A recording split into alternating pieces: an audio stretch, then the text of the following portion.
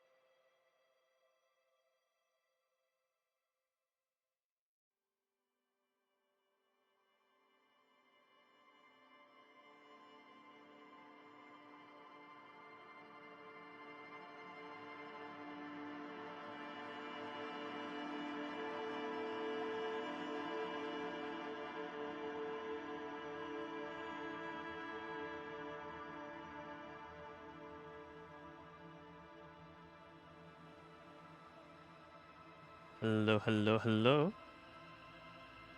Panic at the Disco Elysium. Heck yeah, we're gonna play some Disco Elysium. I tried to do Twitch integrations, but it wasn't for working, unfortunately, so don't expect those. I have never played this game. I have been told it's fantastic, but it has a lot of like triggering moments, so be warned. This apparently is a heavy game, but very, very good. Anyway, oh, I'm pressing the wrong buttons. Let's get into it. Let's create my own character. It is an RPG. So what the game even is? It's an RPG. I think it's a detective game, like an investigation game, but it uses like RPG systems. Like you see here, my stats have got intellect, physique, psyche, and motorics. So like how smart I am, like robbery power, emotionally intelligent, strength, and dexterity, essentially. So how do I want to go? Do I want to go like a huge giga brain nerd, or do I want to like someone who can beat folk up? Let's play it like me. Let's go with a big old nerd who's mildly dexterous. That, yeah, I'd say that's like my actual stat line. Let's go with that. What is Altera Ryza 3? Sounds like it could both be like a keyboard or a game. Alright, my signature skills set. Like I get one signature skill. We've got logic, wield raw intellectual power, deduce the world. We have encyclopedia, call upon knowledge, produce fascinating trivia. I did do that. It's a JRPG, nice. Rhetoric, practice the art of persuasion, enjoy rigorous intellectual discourse. Drama, play the actor, lie, and detect lies. Conceptualization, understand creativity, see art in the world. Visual calculus, reconstruct crime scenes, make laws of physics work for the law. That's cool. Volition, hold yourself together, keep your morale up. Inland Empire, hunches and gut feeling, dreams and walk in a waking life. That doesn't sound useful. It just sounds like you're making up lies to fit the scene. Empathy, understand others, work your mirror neurons. That's cool. Authority, intimidate the public, assert yourself. Esprit de corps, connect to Station 41, understand cop culture. Ah. Suggestion, charm men and women, play the puppet master. Endurance, take the blows, don't let the world kill you. Pain threshold, shrug off the pain. They'll have to hurt you more. Physical instrument, flex powerful muscles, enjoy healthy organs. Electrochemistry, go to party planet, love and be loved by drugs. Shivers, raise the hair on your neck, tune in to the city. Half-light, let the body take control, threaten people. Hand-eye coordination, ready, aim, fire. Perception, see, hear and smell everything, let no detail go unnoticed. Reaction speed, the quickest to react, an untouchable man. Savior fairy, fair? Sneak under their noses, stun with immense panache. Interfacing, master machines, pick locks and pockets. Composure, straighten your back, keep your poker face. I'm pretty good at encyclopedia, but I'm also pretty good at interfacing. Master machines, pick locks and pockets. Interfacing and master machines sounds like computers as well as locks and pockets. Sounds like you're good with your fingers all around. And I think that seems like me. But I do like visual calculus, reconstruct crime scenes. Sounds right, it sounds pretty cool. Thank you, Rav. I don't know what I'd pick, either encyclopedia, visual calculus, or interfacing. Those three seem really cool. Also, does Inland Empire? That seems quite me. Dreams in a Waking Life. But it doesn't sound useful.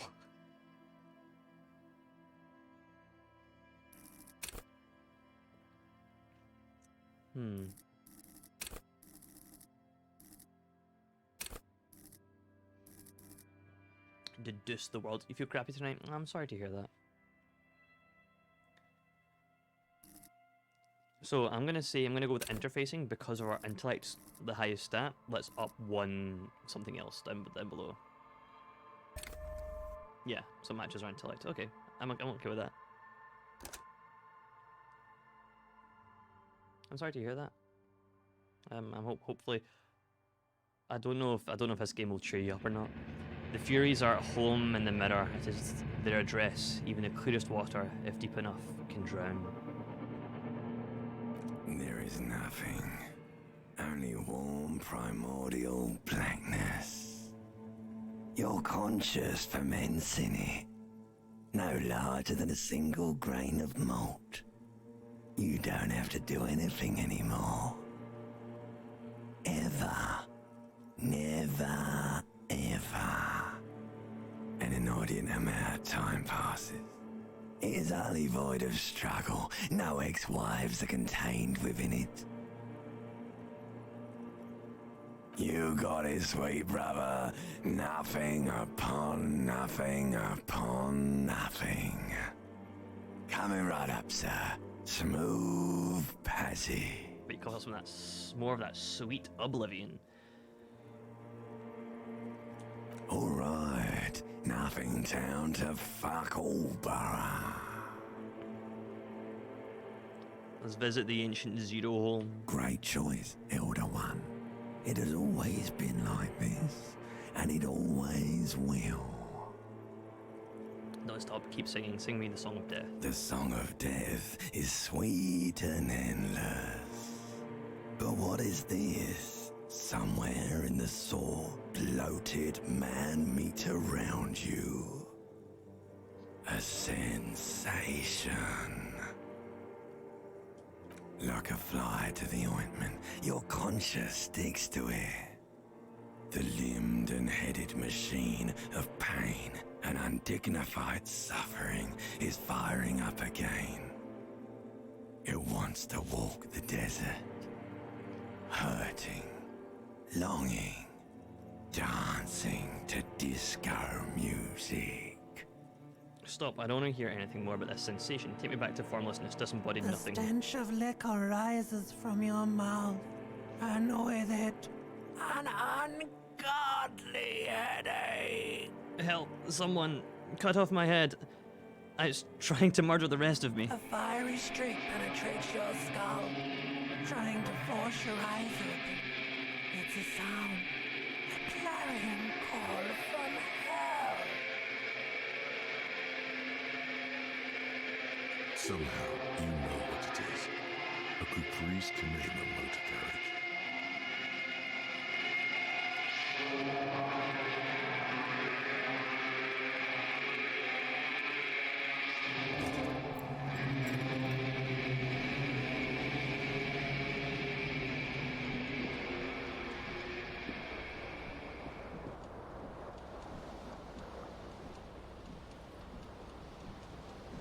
Too much coffee too late, yeah.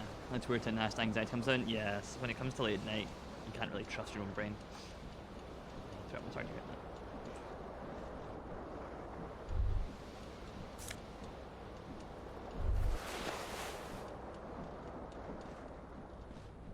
This fan has two chain pull switches. One ends in a tiny fan, the other in a light bulb. A truly horrific necktie has somehow attached itself to one of the blades. You swoop up and catch the tie. Snap. It's released from the blade. What you have in your hand is a truly hideous necktie with 4 or 5 different patterns. The knot reminds you of a noose. The blades come squeaking to a halt. The switch must be broken because nothing happens. The air in the room is starting to feel like vaporized urine. A terrible mistake. Turn the lights off immediately. You can practically feel the photons burning a hole in your brain. The lights are off. The switch must be broken because nothing. You hear a jingle. Keys are clinking in the pocket of your flare-cut pants. It says whirling in rags on the aluminium keyring. There is a single key on the ring. The number 1 is etched on it. It should open the door. What happened to the imposter crabs? I wasn't really having fun with that game. So I decided to swap game to something I have been meaning to play.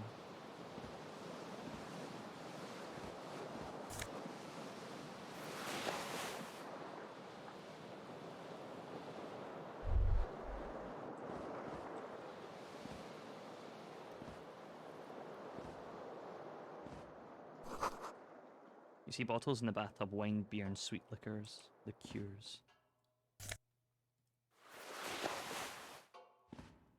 A mirror hangs above a bent and broken sink. In a fierce discharge of masculine energy, someone has ripped half the faucet off. Hot water sprays from the base and steam covers the mirror. You cannot see yourself, just the outline of a man. This outline down here, maybe? Suddenly, you realize you have no memory of the face that awaits you there, underneath the soft vapor. Really? Nothing? Really, all recollection of the person you are, the people in your life, and even the world you're in has drowned in a sea of blood alcohol. This was no mere night of drinking. It was a deluge of world-ending proportions. Really, as you slowly reach your hand towards the surface of the mirror. Abort. You clearly have not thought this through. You won't like what you see there, and you will never unbecome it.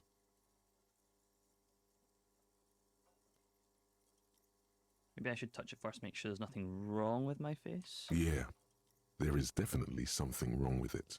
What? What's wrong? Where to even begin?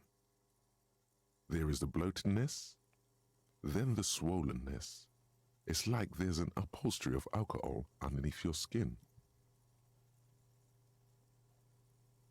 I'm sorry. Bet you are. Your nose feels like a small balloon in the middle of your face. It hurts when you honk it. It doesn't appear to be a particularly tiny nose either. Not with all the drinks it's absorbed for you. At least my tongue is okay. It's not. Oh. It's swollen and snail-like, wriggling between your fingers. Behold. That's certainly a face.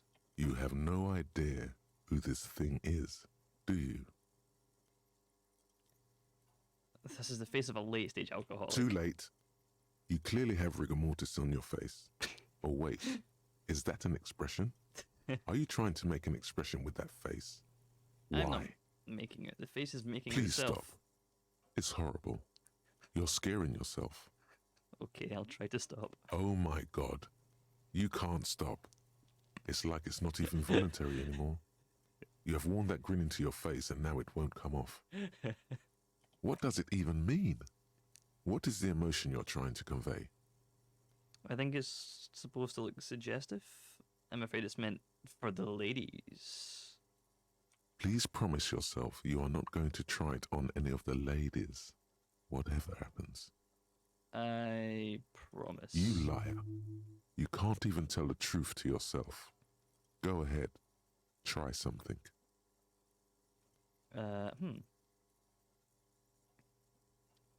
Dig deep into your mind to locate the source of the expression. It belongs in the new, the third decade of the current century. Enough time had passed from the failure of the revolution that, for a fleeting moment, free market economy seemed like the ultimate, uncontested way of life for our species. Okay. Things were good. It was smooth sailing. People made gold and champagne-tinted interiors and facades to suit the times, calling this the new style. But more importantly, disco happened. That's a tally 2 for the word disco. For Revachol, your city, that meant only one thing. Guillaume le Million, If it doesn't rhyme, you're not pronouncing it right. Out of the dazzling swirl of disco music, in an open Okay. air boîte de nuit, somewhere in Revachol West, Guillaume's blonde mane appeared on the screen. He sang some bullshit. Then he made the expression. The expression. I feel like I need to add a clicking sound when I make it. The click is used to spur on a horse. It also features heavily in Guillaume Le Million's regional mega hit, Don't Worry, Your Pretty Little Head. How long ago was the Some 20-odd years. There is a vast ocean of time between right now and the expression. Looking good on you, or anyone. Humanity has run aground in that time. It's a different world now. The expression is a relic. And so I dropped it. Why? Everyone loved it. Maybe you thought some of the stardust would rub off on you. Maybe it did. Either way, it's all gone now. Only the grimace remains. Anything else? Like, who am I? Why did I drink myself into oblivion? You have some understanding of the near history of disco. The rest is darkness. Aside from the useless fact that the motor carriage outside was a caprice canema. I guess that's it then. It doesn't have to be. You can swoon over Guillaume and his champagne-corked smile whenever you want to. Maybe some of the stardust will return. Attempt to stop the expression from happening. It's too late. Like an image on film.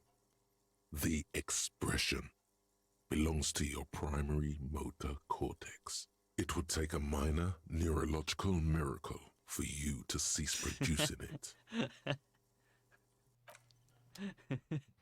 Okay, this game has me laughing. I'm having a good time with this. Is that the door, or is that, no, it's not, okay. Can I attempt to unlock? The jacket gives me one Esprit de Corps with halogen watermarks. Looks like someone skinned his blazer off some long extinct disco animal. What is the reference I keep discoing? It has an enigmatic white rectangle on the back and right sleeve. Plus one to conceptualization. A real statement to wear. -1 suggestion. It's got an unsavory odor. This white stained shirt used to be fancy. It used to really catch the light. Now it smells like someone took a piss in the armpits. -1 savior fairy. Tight around the thighs. Plus, also can't move that well because it's disco pants. Flare cut trousers. +1 electrochemistry. Tight around the crotch. She's tight. She's a tight pair of trousers. They're just too small. These golden brown trousers are flare cut. Normal bell bottom trousers would be normal bell bottom trousers would be boot cut, but these are far from normal. They are someone's piss soaked, cum stained party pants. Hell yeah. Inland Empire, vivid imagination, because of all of the patterns all over it. The necktie is adorned with a garnish pattern. It's disturbingly vivid. Somehow you feel as though it'd be wrong to ever take it off. It's your friend now. You would betray it if you changed it for some boring scarf.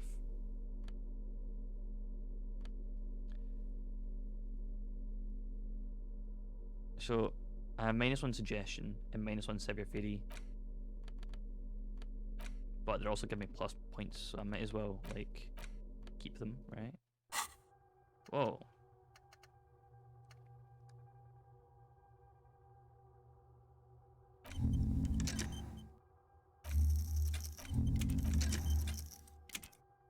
Whatever happened to Guillaume de Million?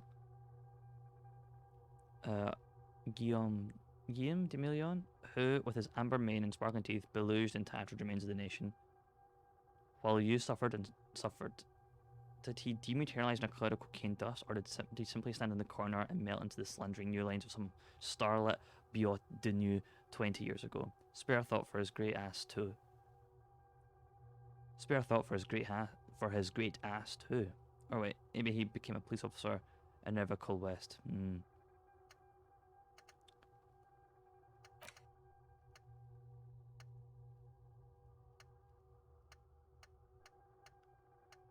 There's a lot here, but I don't think I can actually access any of it. So gained a million, I might as well internalize that fact, because it's the only fact that I can internalize. Yeah, sure.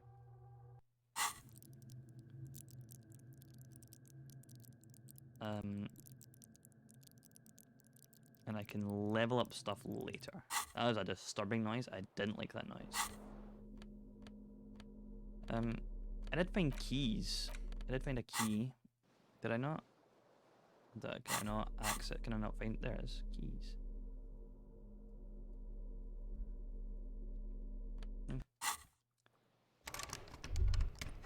Guess that door is locked. Hydrate. Okay, I need to pour another cup of tea.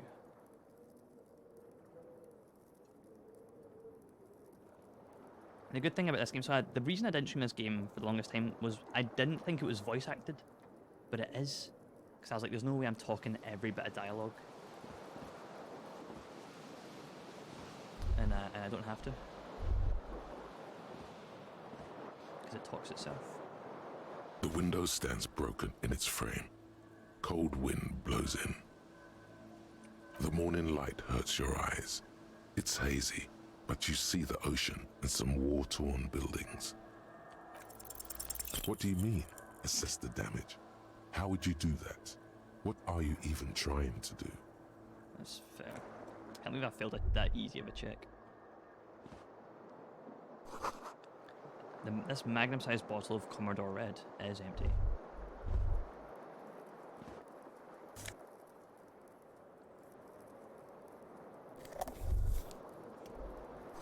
It's like someone tore the tape while the song was playing. This reel-to-reel tape player's still on, rolling on empty. Thank you for the hydrate. Shoes. One shoe. The other shoe is not. This green crocodile leather shoe has a high heel and a chrome embellishment. It fits your left foot perfectly. Now all that remains is to find the other shoe. There used to be a tape in this case, but it was destroyed in a fit of rage. Something about a tenor single smallest church in Saint Sion's must have rubbed something the wrong way. The label says the song was recorded in 43.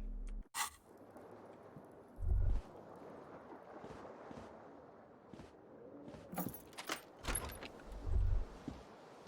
can walk now.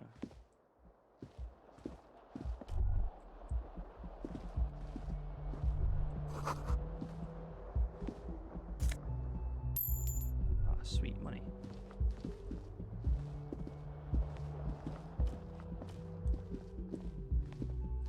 Hello, officer. The young woman raises a cigarette to her lips. Her eyes are brown and her face is speckled with birthmarks. She can't be more than 28. No. Also, a military personnel? No. She seems perplexed by the question. No, why did you come in, Because you're a sir? police officer, sir. She pulls on her cigarette. You're shitting I'm me. not. Unless you've been shitting us all this time. She takes another drag. All this time? You've been here for 3 days. On official police business, no less. And what business is that? Couldn't say. In truth, so far, mostly drinking. Why do I remember being... Why don't I remember being a cop? Or anything else? Could it be because of the drinking? There is an eyebrow and the cigarette sizzles. Who in the right mind would let me be an officer of the law? Don't be so harsh on yourself. They let almost anyone be a police officer. Try the expression on her. The words have already left your mouth. I want to have fuck with you.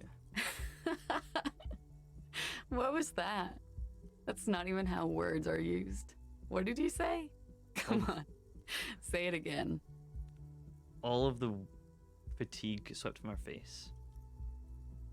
I said I wanted to... No, I'm gonna say, no, I don't want to. Come on, man. Pretty, please. One more time. I said I want to have fuck with you. Goddamn right you did. You crazy asshole, you. She What kind wipes of tears cop from her are eyes. you? I'm a cop of the apocalypse. Has the time come already? She is an eyebrow. Yes. We're mere minutes away from total collapse of reality. Mere minutes. I should go and prepare then. Thank you. This has been delightful. I hope it does all come crashing down.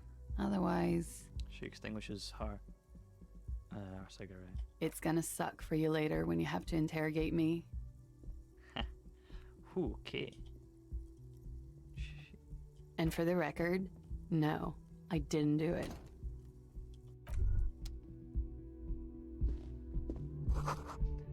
Looks like she left a nice long stub in the ashtray. It's still smoking.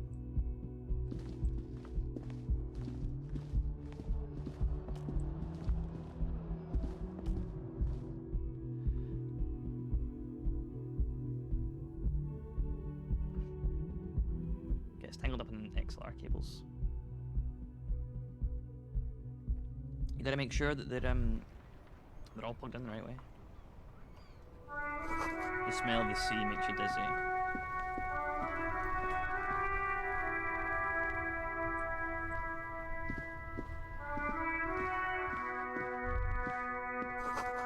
A gust of brainy wind washes over you. Find the other shoe.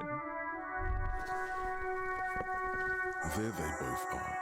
Two identical shoes, both copiously green and indiscriminately snakeskin, reunited on your feet, like two baby crocodiles. These do not look like normal cop shoes. It's pretty clear a normal cop is not what you are. How do they fit? Good, they're balanced, Good morale. comfy. Feels like the only good thing about you right now, truth be told.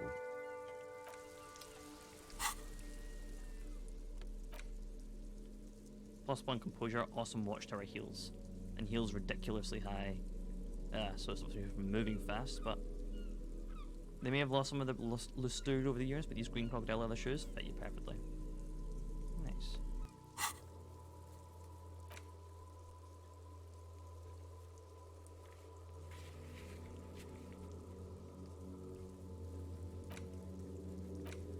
These are now found white chicks.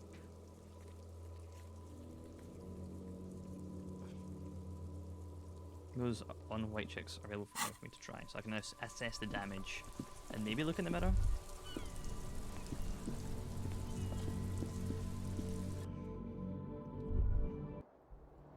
I can sleep after 9 PM.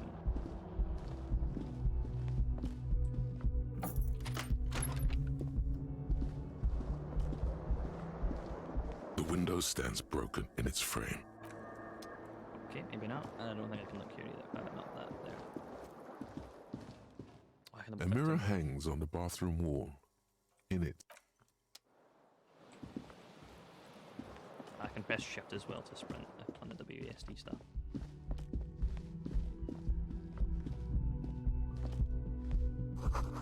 This is the weekend edition of the satirical newspaper Trompe de Le Monde. Are we in like pseudo France? the door is closed. There is no answer. You hear the shower being turned on, somewhere inside. A tremendous loneliness comes over you. Everybody in the world is doing something without you. Swallow the emotion. The door is closed. This door can only be opened with a key or from the inside. Alright.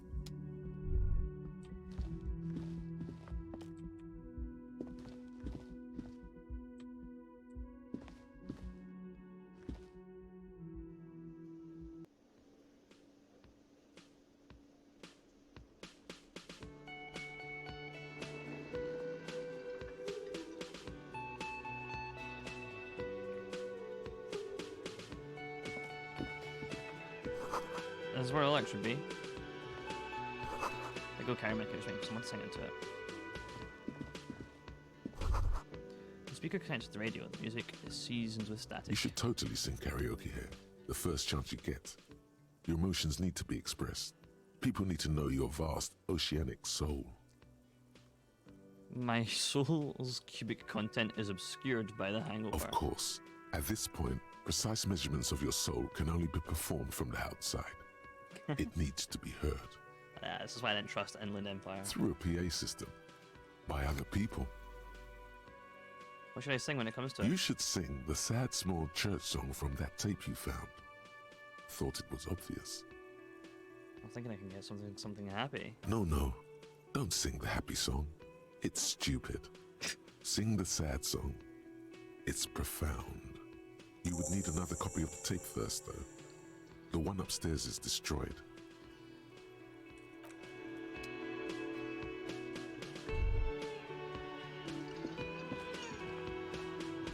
The menu's been wiped clean. Only the word Monday is written on it. A woman's hand wrote yesterday's menu. Today's starts in a man's handwriting. There's a water cooler. A large bubble is rising to the surface. A man in his late 20s stands behind the counter, inspecting a stuffed seabird. As you approach, he gives you a sideways glance, then looks down again. That was disdain in his eyes. Even now he's purposely ignoring you. Something tells me you don't like Oh me. no, you're a hero. A real hero cop. Could the massive property damage upstairs have anything to do with this? You're being Am sarcastic. Or did you ride in, take the body down, solve the murder, and not trash my hostel room? I'm guessing I didn't do any of those things. You're right, you didn't, and it's only taken you 3 days not to. What have I been doing all this time? No, I haven't seen you around. I'm not always here. He looks down and keeps plucking at the bird. A competent work of taxidermy. The white and brown seabird lies among piles of coasters and drying mugs. One of its wings broken. The man is trying to mend it. Looks like the bird was ripped off the shield that was used to mount it, most likely on a wall. This is the Great Skua. The seabird is the symbol for the discovery of the Insulindian Isola, the part of the world you are in right now. Something about it makes you feel bitter. What happened to the bird? Look, your buddy is over there. He looks at the doors. A man in a bomber jacket is tapping his foot on the floor. Why don't you go and talk to him, okay? I'm a cop. I talk to whomever He I pretends please. not to hear you, concentrating on the bird instead. Looks like this is the Great Skua. Something about it makes you feel bitter.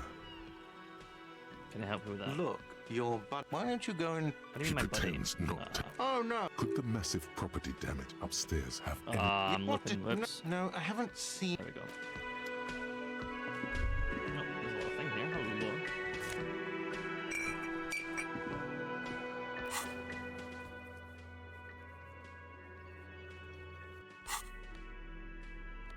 What did I just pick up? I'm not allowed to know. Who knows what I just picked up? This door's bolted. Redesigned kitchen reserved personnel until 1. The soft power and electric juicer comes from the kitchen. Someone is working.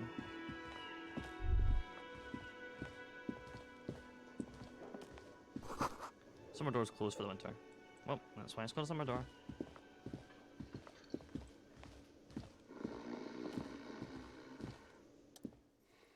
Sleeping dock worker. A man is sleeping at a table, wearing mud-caked boots and rolled down overalls. The back of his shirt reads Wild Pines, encircled by a logo with a tree. A colourful piece of plastic is dangling from his carabiner. Makes your fingers itch. On the counter, rolled out of his open hand, you see a blister pack of headache medicine.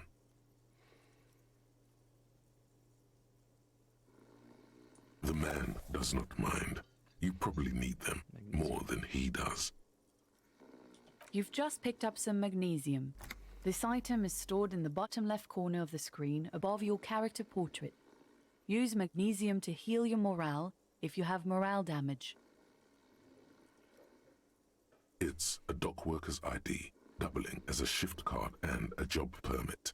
A young, able-bodied man stares back at you from the photo. Santiago S. John.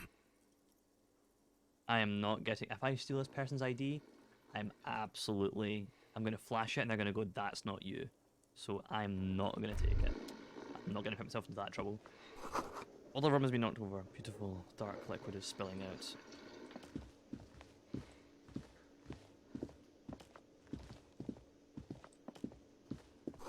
Sign reads mess hall reserved for union members. Doors open at 4.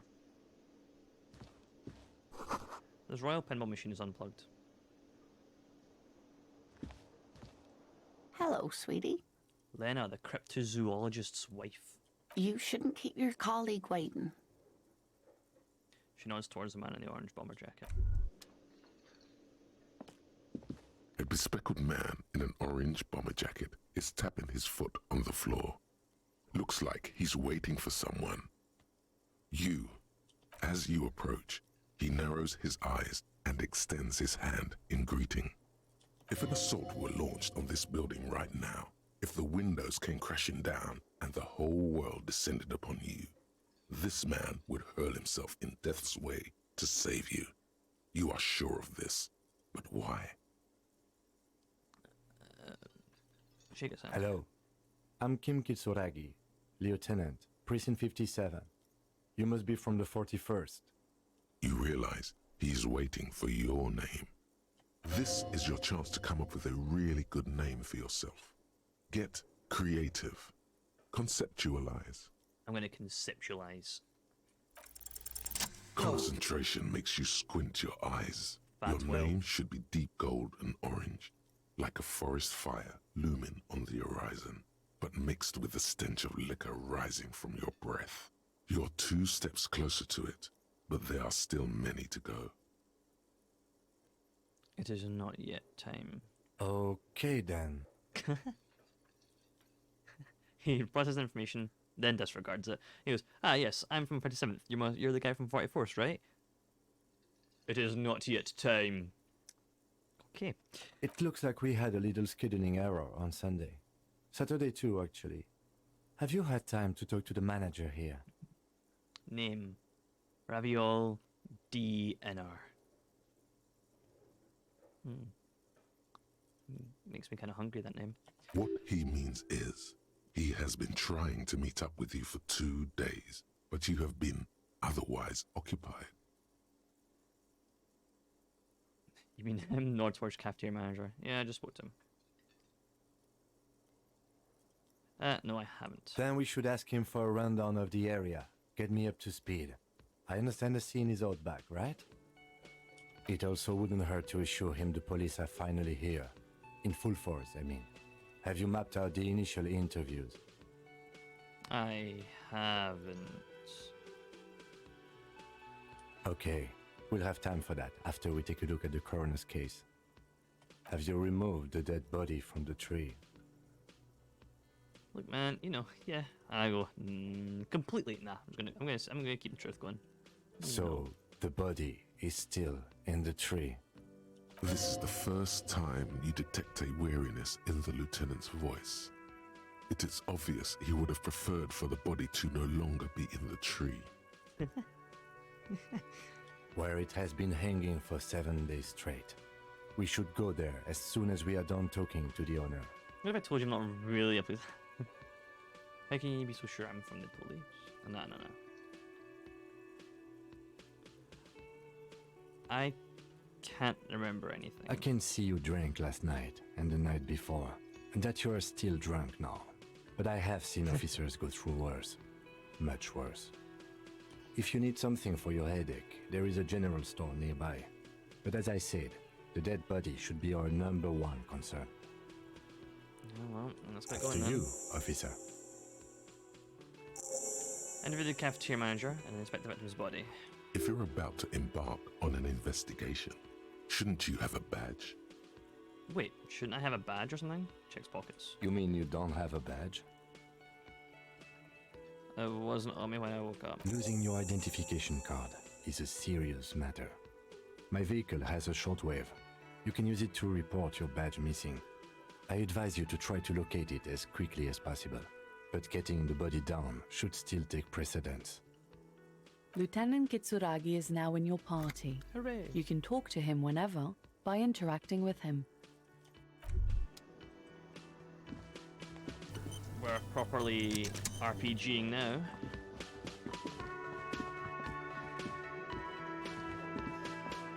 The man with the unimpressive beard notices you approaching. Unimpressive He beard. drops the ledger he was holding and turns to the lieutenant. Mr. Gart, right? Lieutenant You run glances this at the notebook. place. You run this place? Yes. He responds tersely. I am Kim Kitsuragi from Precinct 57. This is an inter-district investigation, so joining me from Precinct 41... Looks to you, realizing he still doesn't know your name. What is gold and orange and... I'm currently in between names. The Harbinger of Ruin. I'm currently between names. Fantastic. It's like when you left your band, but you haven't decided on a sole artist name yet. That's wonderful, really. I think so. But there's a dead body out back. No one wants to work in these conditions. It's been a week. Sir, I understand your concern, but we are here to do a job. And for us to do it, I need you to stay calm. Yes, of course. He takes a step back. I know it took us a while to arrive at the scene, but it also took you a while to call us. It was you who placed the call, correct? No, I only just got here. It was probably Sylvie who called you. She usually works the bar here.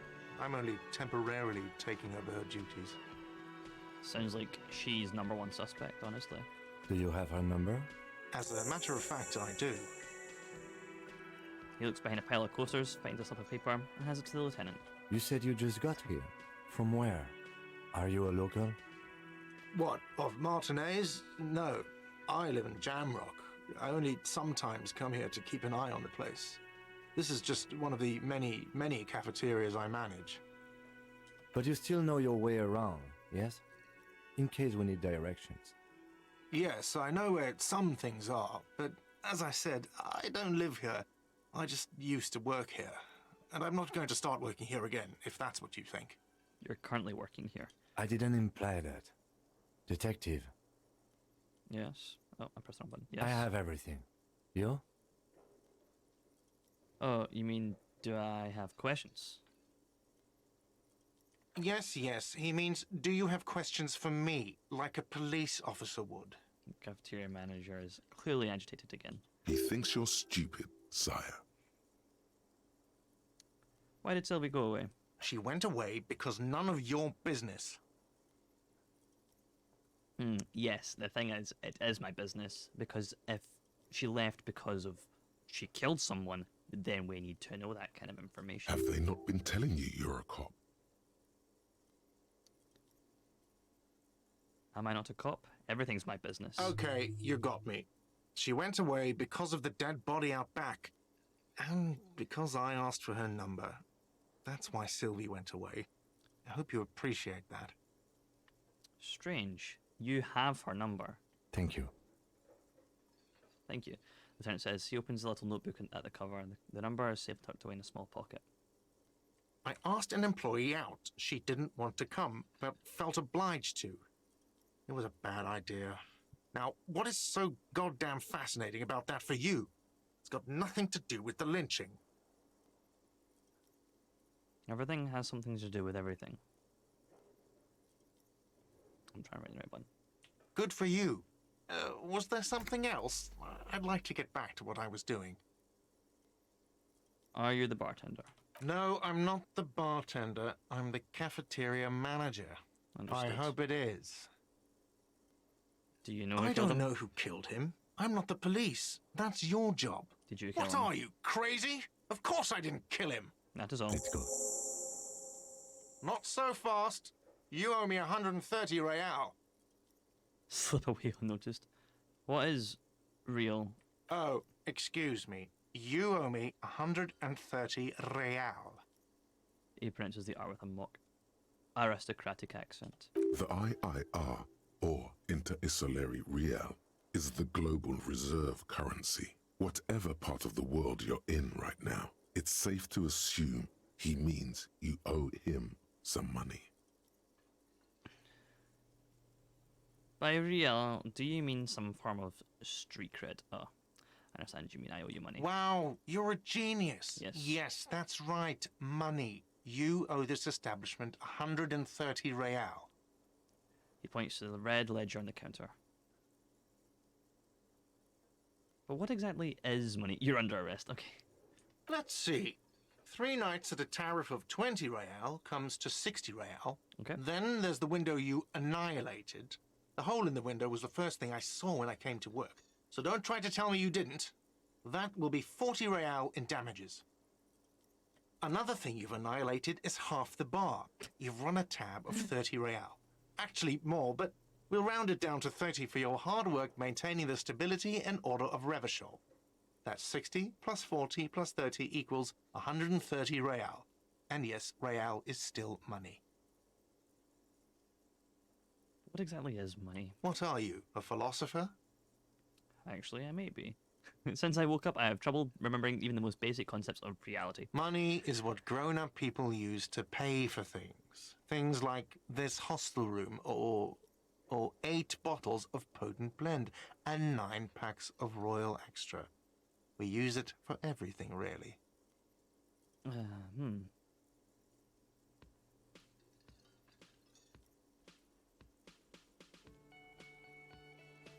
Interesting. Where do I get it from? Are you serious? From your work? I don't know. You can take bribes, I guess. I'm He sorry. looks a little I tiny. don't think cops can take bribes. Some do take recompense, but only to survive. Have I got other options or is that it? Proceed, but don't show him the coins. They're yours. Okay, now I'm gonna go proceed. Is this money? Yes, it is. Count them and give it to him. That's 10 plus 10 equals plus 20 equals 40. I'm now down to 90, right? No, you see, that's 40 cents. Cents are a form of currency 100 times smaller than the real. I'm not even going to take this. Come back when you have 130 real.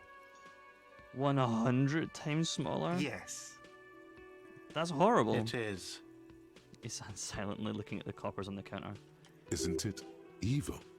The order of magnitude between what is asked of a person and what they have. Darkness rides. It does, doesn't it? There's a shuffle of nylon as Lieutenant Kitsuragi looks for something in the pockets of his orange bomber. I now want this orange bomber. That's cop 4.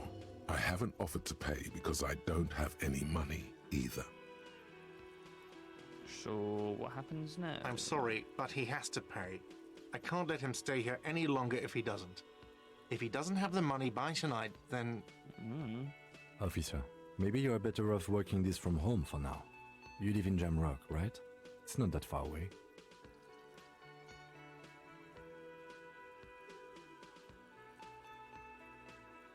I don't remember where my home Officer, is. you really need to take this up with your station. I have a shortwave radio in my car. Call them, ask for assistance. We have to get this investigation started now. Good luck. The man wants to say something, then thinks better of it. I'm gonna... Oh, By the way, where is home? The address is coming up blank, and this place sure isn't it. I really don't But remember. you've been at this hostel cafeteria for only 3 nights. Where were you before? You had to be somewhere. I don't know, near... south, maybe? You don't really know, do you? I don't. I have only a vague blackened image. A vague blackened image doesn't sound like somewhere you can stay if you run out of money. Could I trace the way back somehow to the exact street, the exact number and a building? You can try. Run some addresses in your head when you get the time. Maybe a street or an apartment will appear. Internalize that thought too, thanks. And I will do stretches. Oh, and then pull the headphones out. Oh, okay, the one's gonna jank out from that. Sounds as good as it can. T-pose, stretching, T-pose stretch.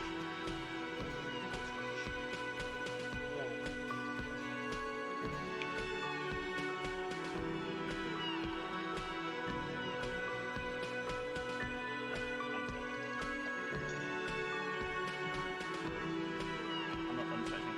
Go back to T-pose. Go back to T-pose.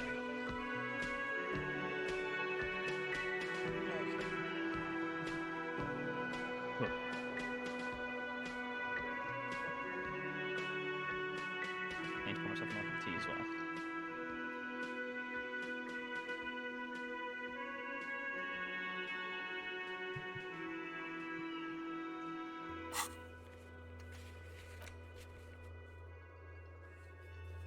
You just need to suppress the urge to throw up and approach it.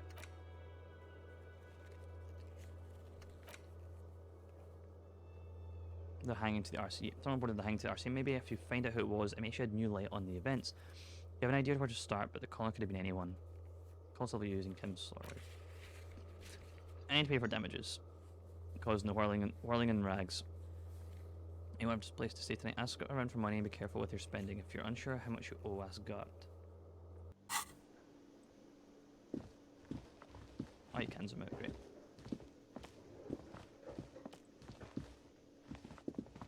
Hello, sweetie. That loon turns to you with a smile. Wait, who's Sweetie? Does that mean you like me? You're a handsome man, officer, with your mustache and your chiseled jaw and that silly dimple on your chin. But dear, you're not for me. I'm too old and too married besides. You must forgive me. I'm getting so scatterbrained. I completely forgot to introduce myself. She slaps herself in the forehead. I'm Lena. My husband Morel and I are staying with our friend Gary just down the street, but I come here for tea when they're away. Her eyes glitter off the rims of her glasses. She looks up, smiling. This Lena is wacky enough for the motley crew. Hire her on the spot.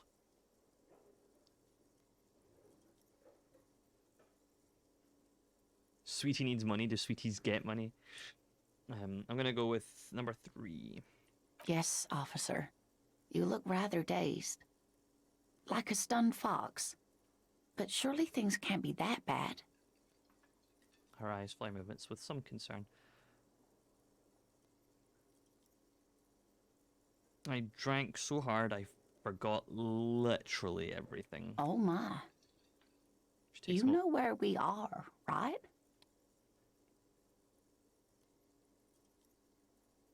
a war zone at the edge of the world. It does still look like that in some parts of the city, doesn't it?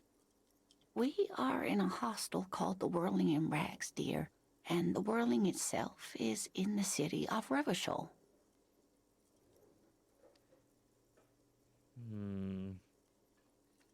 I honestly know diddly squat about Revachol. What kind of place is this? How would I even begin to tell you?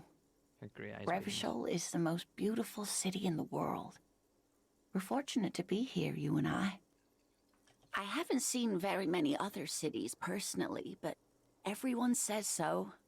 Revachol is a rare jewel. This city used to rule the world, though it has seen better days. There's a pause. She studies your expression. You must look quite lost. Speaking of history, you know what year it is, yes? Is this spring of 51? That's right, dear. How splendid. Here, take this pen. Knowledge should always be rewarded. Thanks. Her relief is palpable. She was getting pretty worried about you there, but now she relaxes her shoulders. I can tell that this is taxing for you, so I'll just ask one more question. What regime are we living under? What mode of government? Democracy. I'd like to think it's the dictatorship of the Polariat, but something tells me it's not. Our leaders are fierce warriors who traverse the plains on steeds. Civilization cowers before us. We are governed by intelligent machines that perform calculations to determine the freest market. Everyone hustles and grinds like a badass visionary. Radios are being used to control people's minds and distort our perception of reality, concealing our true masters, foreigners, and women. Cop. We're living under the cop regime. I'm going to go with number 4, the intelligent machines. Oh, no. Nothing like that, dear. Revachol is a zone of control led by an alliance of foreign powers called the Coalition. We have almost no government of our own. Certainly no machines. I don't know. Still looks like there's a lot of hustling going on. Maybe she's wrong. Also, If there's no government, how come there are cops? Oh dear, this is troubling. You really ought to know that, being one yourself. There aren't any cops in Revachol, not in the traditional sense. The status of law enforcement has been a complicated matter since the revolution. But we should stop for today, sweetie. You look like you need a break. Besides, I'm not the best person to explain the big things to anyone. She's scared now. She's realized you really are brain damaged. What is the revolution you mentioned? A defeat, I'm afraid. The people of this archipelago tried to build something new, something different. The rest of the world didn't like it, so they came and ended it. This was 42 years ago. What does that have to do with there being not any cops? It has something to do with everything. Huh. I really don't know how to explain it better. So how did I do? You didn't do too well, dear. Oh. You really only knew what year it is. It does look like you're having trouble remembering things. History and places. Reality, in a word. It's very odd. A sigh. The lieutenant buries his nose in his notebook. But maybe a fresh set of eyes is what the world needs. And while I'm no doctor, such bouts of amnesia are often temporary, so I wouldn't worry too much. Who could tell me more? Someone more educated in sweeping matters. Maybe you should ask. She turns to the lieutenant. No, He I'm not looks- an encyclopedia. I won't be a guide either. I'm a detective. Of course. Then I don't know. Someone rich, maybe? Wealthy people are educated. Though I don't know where you would find a wealthy person in Martinez. Of course, dear. Better get going now. Good luck with your case. She gives you a small wave.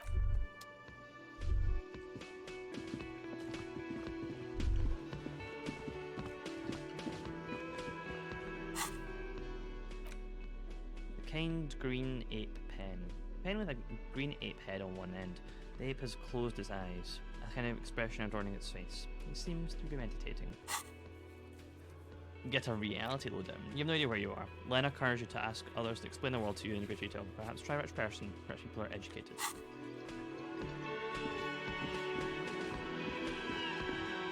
Oh, That sugary black rum stain on the counter makes you teary-eyed with joy. It's almost touching how syrupy and sticky it is. How long have you been up already? I've been up for an hour. Sweet Lord, a whole hour. And you It was haven't 8 thought o'clock. about rum and lemonade in all that time? You've truly extinguished all trace of yourself. Actually, should I be thinking about this? Looks like drinking hasn't turned out too well for me. Maybe you haven't turned out well for your drinking. Have you thought about that? Get a goddamn rum and lemonade to yourself, boy. Or better yet, lick that stain off the counter. Look at Rolling Little. Calmly, the lieutenant looks out of the window, then to you, licking the tasty rum stain off the counter, but only a little, then out of the window again. What are you doing? I'm investigating. We should move. You could definitely go for some more. The titillating scent of alcohol in your nostrils was beautiful. I would have thrown up if I was hungover, like this. You'd lightsaber twirl redeem? I'm not gonna open my camera just to twirl lightsabers. I don't think. I need to practice more though with them. That man, he just tell you a shandy's a strong drink. No, I don't think he said that at all.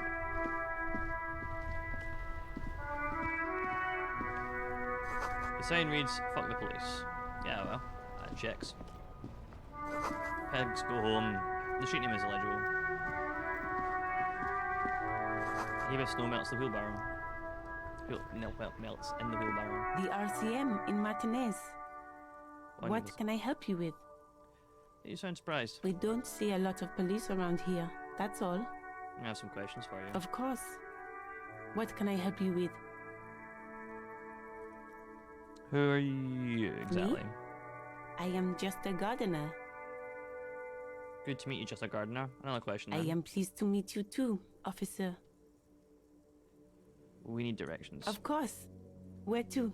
I'm looking for a dead body. Oh, that. She points That's right there, in the yard. She's relieved someone has come for it.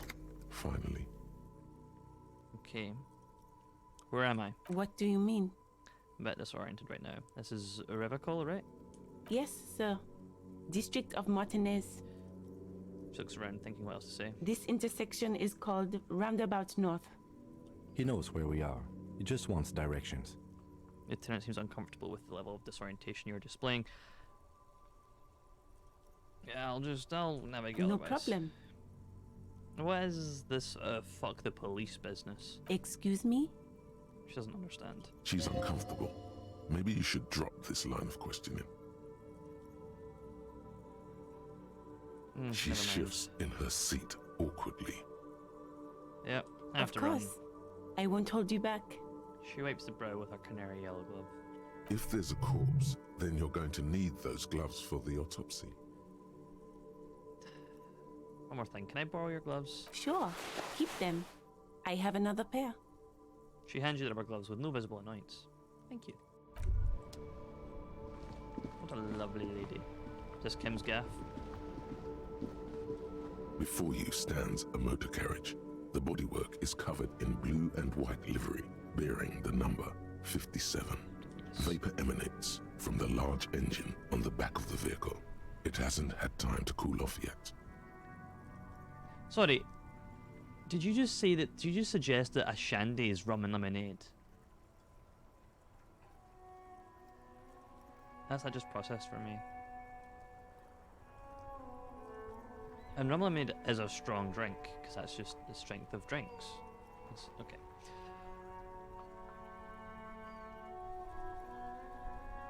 This must be the infernal machine that tore you from oblivion. The Caprice Kinema motor carriage.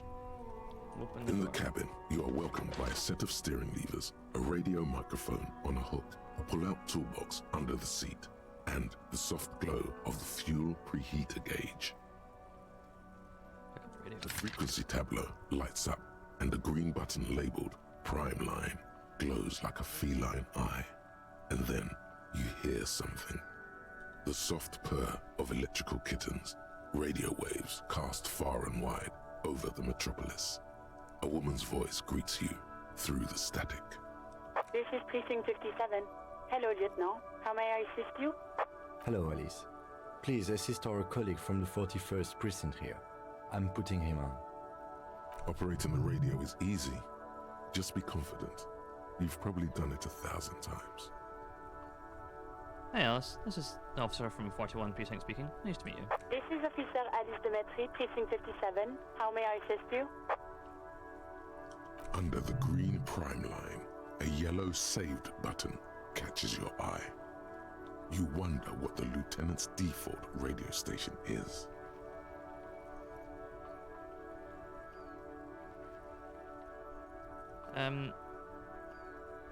Could you connect me to the 41st Precinct? I have something I need to report. Just a second, officer. She puts on you on hold, static crackling softly like a bonfire. After a while, you hear an old man greet you from the radio. His rattly voice is oddly familiar. 10-2, 10-5, this is 41st, come in, over. A scrawny old man sits in a dusty cubicle, smoking, with a large white rectangle sewn on his vest. In front of him is a box-shaped apparatus with an array of wires and antennas. The radio switchboard. The man uses relay code. You got this. You're a cop, and cops know relay code. 10-4, Station 41, I've got an urgent business, over. 10-4, message received, 10-5, relay message, what's your status, over. I'm just reporting in, over. 10-18, state your message, sir. I need to report that my badge is missing. 10-9, over. My badge, I can't find it anywhere. It's basically gone. 10-4, message received. This is a very serious situation. I need to 10-22 the captain, over. Is it him? What does he want? Says he lost his badge and needs to report it. He what? He lost his badge? Who lost his badge? Oh my god. Dick fucking Mullen. Who do you think? It's Officer Dick Mullen from the bestseller Dick Mullen and the Lost Identity. He says, fighting off the laughter. Dick Mullen is not your name. It's the name of a fictional detective who would not lose his badge. Defend yourself. Immediately. They're laughing at you.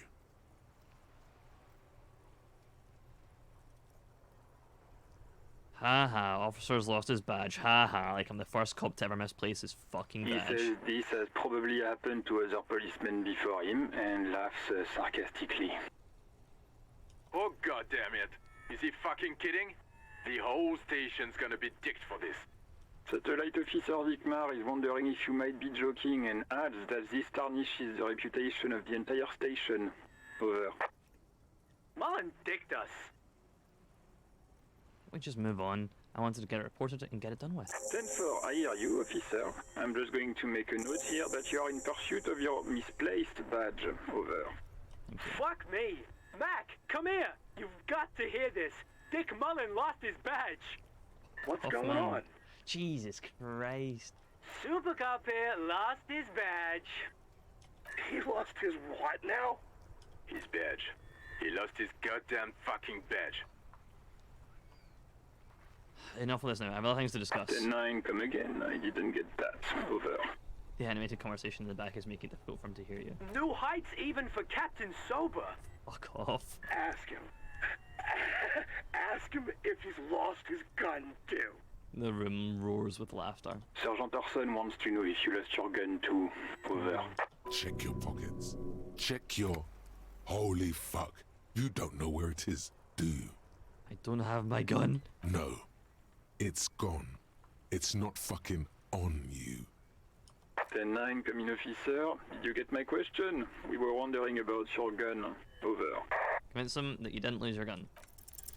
Even before you Snake can get the words eyes. out, everything gets scrambled in your brain. No, of course I didn't lose my fun gun. Fuck it. Didn't lose my gun. He says he didn't lose his gun. Or his fun, whatever that means. Ask him to describe it. His gun. Not his fun. Just the gun will do. Satellite Officer McLean requests a description of your weapon. Over. Oh, request a description, huh? We'll give him one. Describe the plasma gun. Those artists, it's massive. Got flared cooling vents along the front, hydrogen flasks sticking out of them. Kim, what are you packing? It's a gun, what can I say? It's a regular goddamn murder weapon. You know how they are. Bang bang. I'm just gonna go to West Lieutenant. What are you packing? It's a single-shot kill A9. An armistice, to be precise. It's a single shot armistice kills the A9 over. Says it's a kill 9mm armistice. Armistice? What, is he a fucking... Clearly he doesn't have his Villiers anymore. Different precinct, different firearm. Dear God, he lost his gun? Oh my, I can't.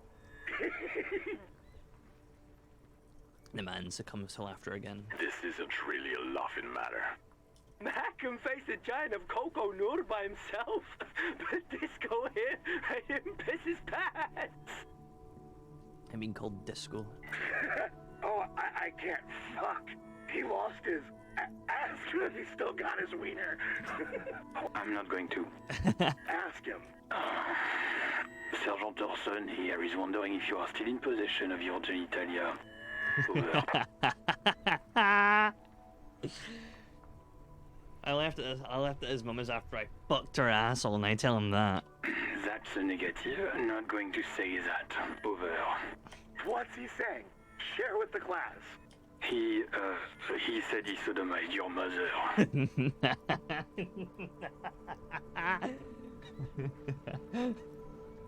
The prick ate Mama's vanilla waffles at the captain's birthday party. Some nerve he's got. Sure, vanilla waffles were the only thing he ate? Shut up, Chester. This isn't funny. This is my mom we're talking about. Tell him to apologize right now. Sergeant Orson requests that you apologize for the claims that you made about his mother. Over. Sounds sorry, banter with all the cops. He says he's sorry and didn't mean nothing by it. Okay. Tell him Tell him to find his goddamn badge and gun. That's the only thing that matters here. Satellite officer No, I heard him. Affirmative. Officer is in pursuit of his firearm. They're static. Oh God, The man is fighting back tears. Officer, do you need further assistance? Over.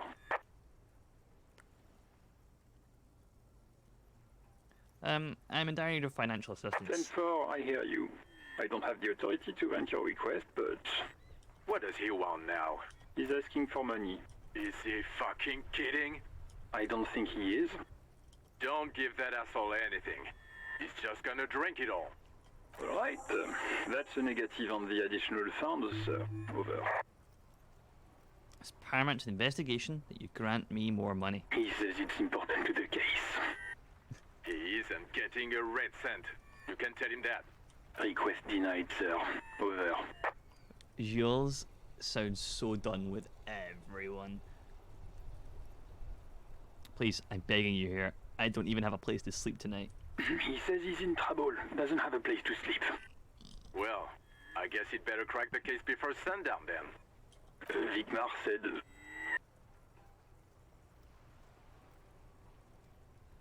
Okay, I heard you. No funds. Anything else, sir? This may sound odd, but there's some personal details I'd like to discuss. Okay, 10-4, sir. I hear you. Relay your question. Over. Wait. Before you say anything stupid, think it through. What is there to think about? You're going to be looking at a straitjacket if you tell everyone you lost your memory. Be smart about this. Ask if he's there alone. 10-4, sir. I'm not hearing your question.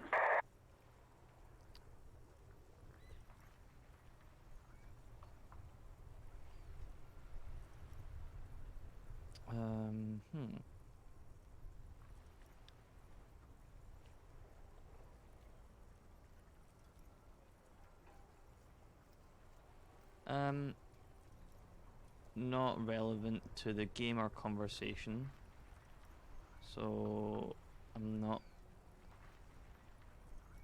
sure. I'll say it for clarity. Am I gay? Yes, I'm bisexual. Have fun with that. Information. Can you not tell? Alright.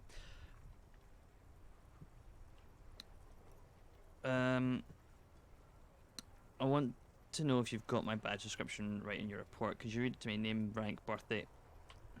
Oh, I'm not clicked into the game. What? What is it? He's still on the line? He wants to verify the information on his badge. Yes, I'm trans. But of course, it says Dick Mullen, High General of the Revacholian Cavalry Force. Tell him to stop wasting time. What do you need, sir? Over. Oh, right. Yeah, whatever.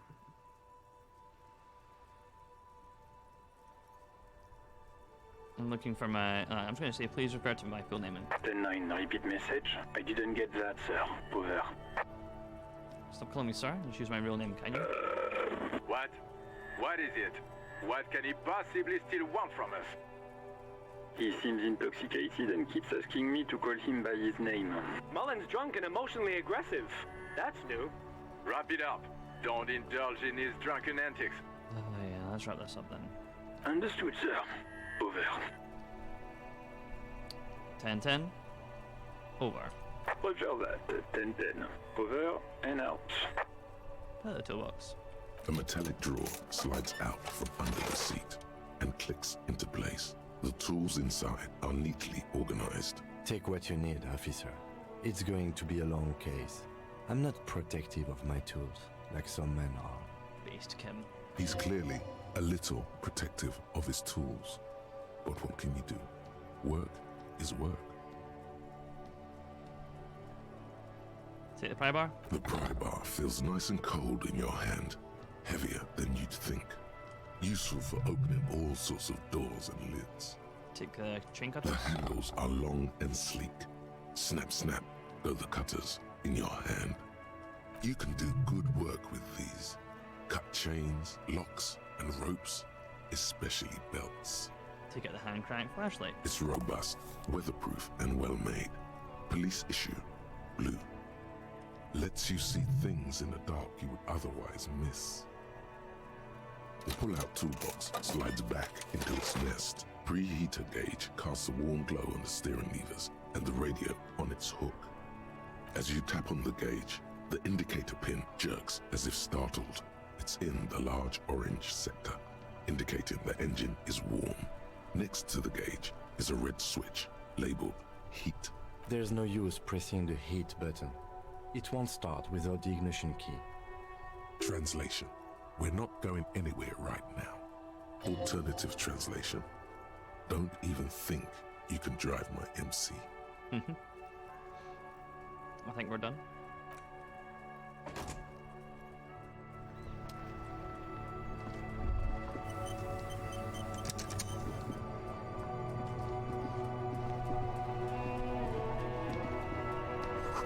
Some great tectonic forces crack the pavement. An eggshell. The worn and beaten wooden planks of the bench do not look overly comforting. We can sit on benches after we've solved the murder. Let's go. You can revisit the bench if you ever need to pass the time when Lieutenant Kitsuragi is gone. Right, the CRPG. What's a CRPG? I've not seen it. Computer RPG. Oh, wait, maybe. Tire tracks leading onto the roof. Slush and rain has almost washed them off. Ancient fountain doesn't pump water anymore. There's a tree in it.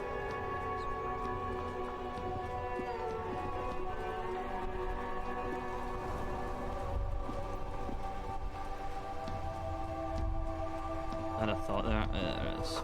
There's spirited chirps and clicks of swallows fill the air. Life doesn't need to be a struggle. Covers his mouth, the head of bar. I'll be with you in a moment, officer. Let me just finish my sandwich. Talk to Angry Hard René first. Rogue Trader. Ready to get animation of the OTT RPG system. That's really cool.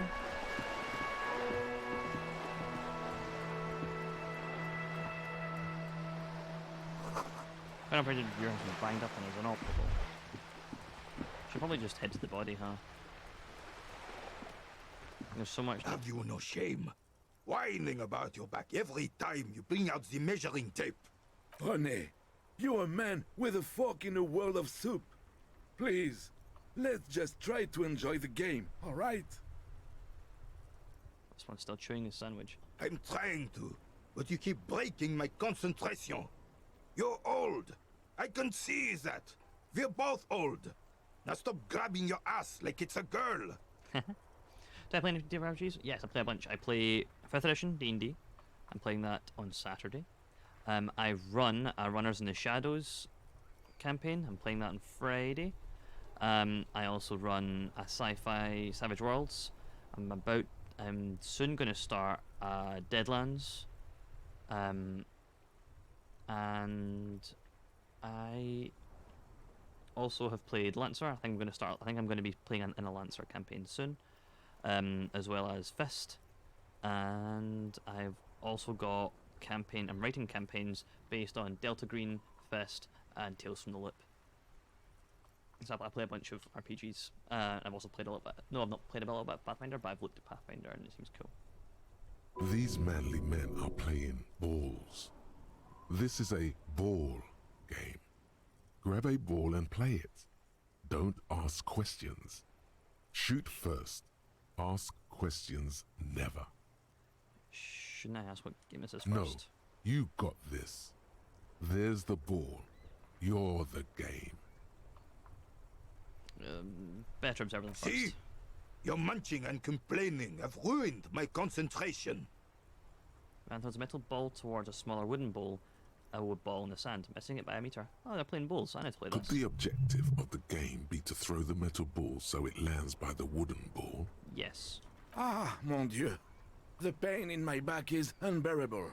I can't even say if it's in my back or hip anymore. Feels like it's in both. He tries to measure the throw. I hope you pass out from it. You goddamn jellyfish. Men like you are the reason this nation is sinking. Standing tall and proud, he looks at his partner with disgust. You don't really need a measuring tape to play bowls. You can quite clearly tell what ball is closer to the jack than the other ones. Trying to throw something as close to a predetermined point as possible. Measuring. This must be the age-old game of petanque. Shush. Ignore them. They don't know what they're doing. They're old. You are letting down yourself and the team. Get in the damn game already. I'm on it, coach. Eyes on the ball, Dinky Winky.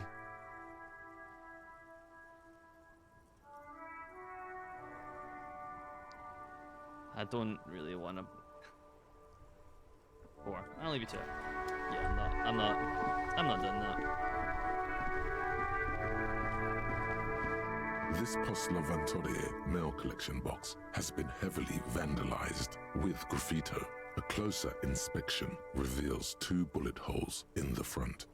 Good delivery mailbox. The box seems happy. Nice. Eat shit pig, fucked by the coon, and St. G with a crown have been scribbled on it. Jenny is a whore, and best set mailbox also. Been there. The mail collection box seems cathartic, thankful even. So do you. You shudder, then you swallow.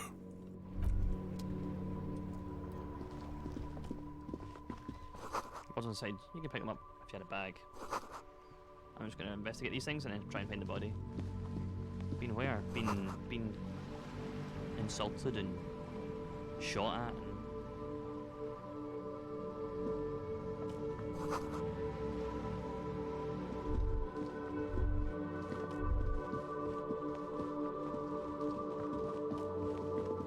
An old call box with a matrix of push buttons lists all the companies in the East Delta Commerce Center.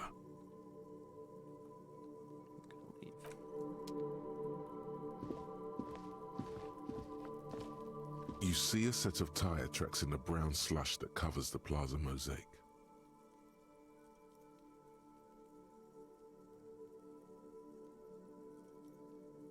You see a set of tire tracks in the brown slush that covers the plaza mosaic. Sorry, can you refrain from making those kind of jokes, please? You see a set of tire tracks in the brown slush and covers the plaza mosaic. Why am I looking at this? What kind of vehicle drove through here? Hard to say. Your vision is blurred and you're having difficulty concentrating thanks to your relentless hangover. Visual calculus.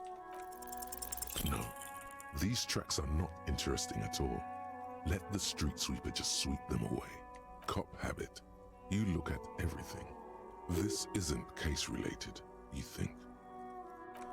Okay. Stop throwing stones at them. Oh my god. The letter R wears a crown on the ribbon below, a light above descending. Kuno's got this! The boy throwing rocks at dead body can't be older than 12. If there ever was such a thing as an ugly kid, then this is it. He's almost exquisite in his ugliness, like a gremlin. Oh yeah, Nappa Gumpy, Kuno! Yells another kid from behind the fence. Hey kid, a words, police business. Right in the dick, Kuno! Get him right in the dick! The children ignore you. Love it in the dick. The boy is sweating profusely. His eyes are like 2 black holes and his jaw is twitching as if trying to break free from the empire of his body. Stop using slurs at my crime scene. It's not how we do it. Can't talk, pig. Shit's coming up strong. Throwing rocks. Shit coming up strong. That sounds good. Joyous. You should hang out with this kid and see what that juicy shit is all about. No. Yeah, Kuno! Ride the lightning, Kuno! We do like a good ride the lightning. Kuno's riding it, see? Ape sweat from his brain says another rock flying. The rake, Kuno! You should throw the rake at him, Kuno! The fuck? Does Kuno know what a rake is? Kuno's not a gardener. Look, I have questions for you. All right, entertain the Kuno. Show me what you got. What you got there? What you got, huh? Show me what you got. Best crime scene. Do you kids often play in this yard? Right, pig. This is where Kuno plays with his little wooden choo-choo. What do you want with it? I may have questions later. For now, let's talk about something else. Yeah, whatever. Kuno doesn't give a shit. Do you, the body, do you know about it? Shitload, pig. What's your question? Don't tell the pig shit, Kuno! Help me out here. What? Pig's choking! He's totally choking! If I were to want to waste my time, which I do not, I would ask them who he is, how he got there, and the usual. The usual being, have you seen anything out of the ordinary? Or have you seen anything suspicious? Dealing that there, You're playing as a copper? Yep.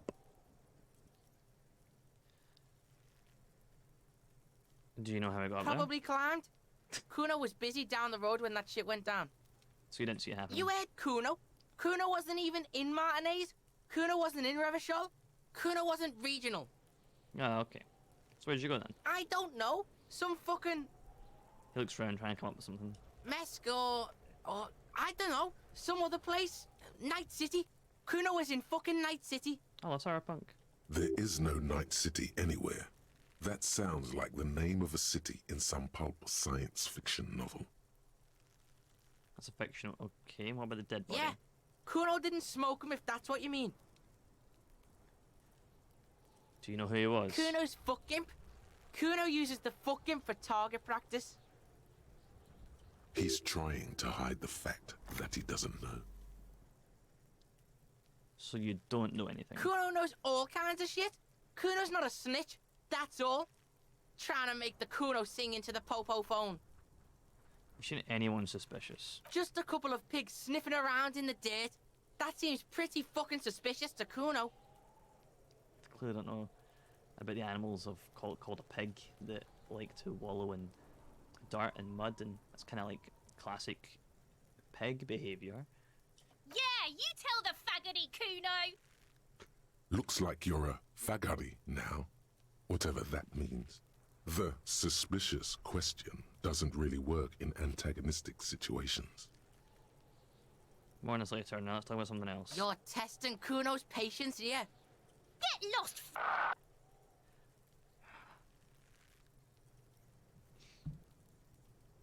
Okay, I'm off. Kuno doesn't fucking care. You care if I didn't fuck off? Oh, I would, this game is not RPG enough because I would punch those kids. The kids laggers rickety, but still climbable. Ladders for kids wouldn't hold the weight of a grown man. Someone's trying to grow herbs in the greenhouse. That's kind of what they're for.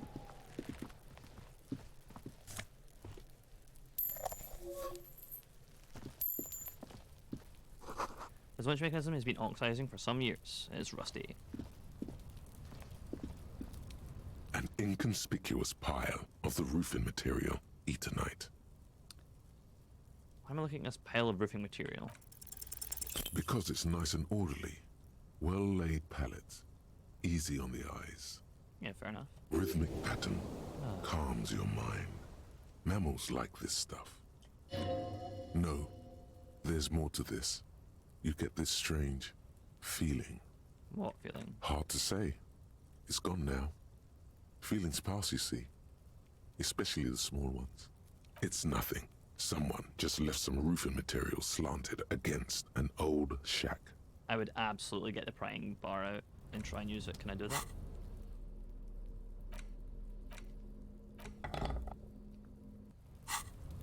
An inconspicuous pile of the roofing material.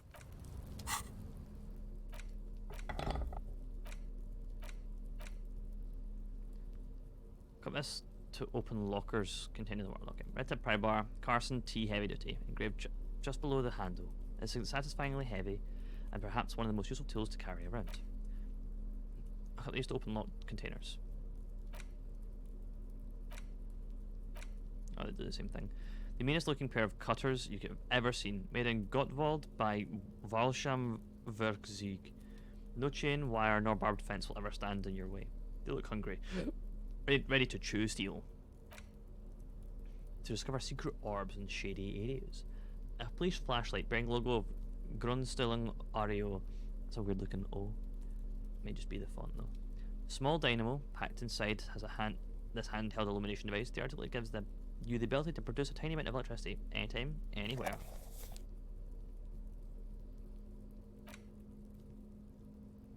Thick latex gardening gloves and classic canary yell. Maybe you should retire and take up gardening as a hobby. Worth a thought.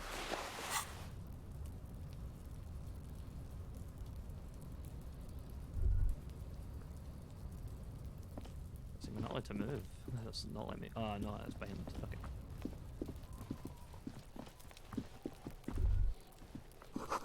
It's like spoiled meat and card dairy. Human being decomposes. The corpse looks at you with bulging white eyes. The face around them does not look human. It's swollen and ready to burst. His lips are fish-like and his tongue like a ball gag in his mouth. You seem to be holding your breath. A cargo belt twists his neck at an unnatural angle. The body below appears stiff. It's letting out an ungodly rot. The smell seeps in even through your clenched nostrils. Oh God, why is that? Why is it so bad? Active decay. It's okay to throw up, officer. No one is judging. He's about to blow! Cop's gonna blow, Kuno! I keep thinking it says Conto. Endurance, trying not to go up. As you breathe in, nice. The odor comes over you. It's a spell of the mind telling you to run, and your stomach to wring itself empty. With your hands at your sides and your eyes squinting, you stand in it. The man before you is naked, but for a pair of underpants and enamel boots. His skin is greenish, marbled with decaying veins and blotched by lividity. A fading web of tattoos covers his chest and shoulders. The cargo belt used to fasten him to the branch above appears industrial in strength.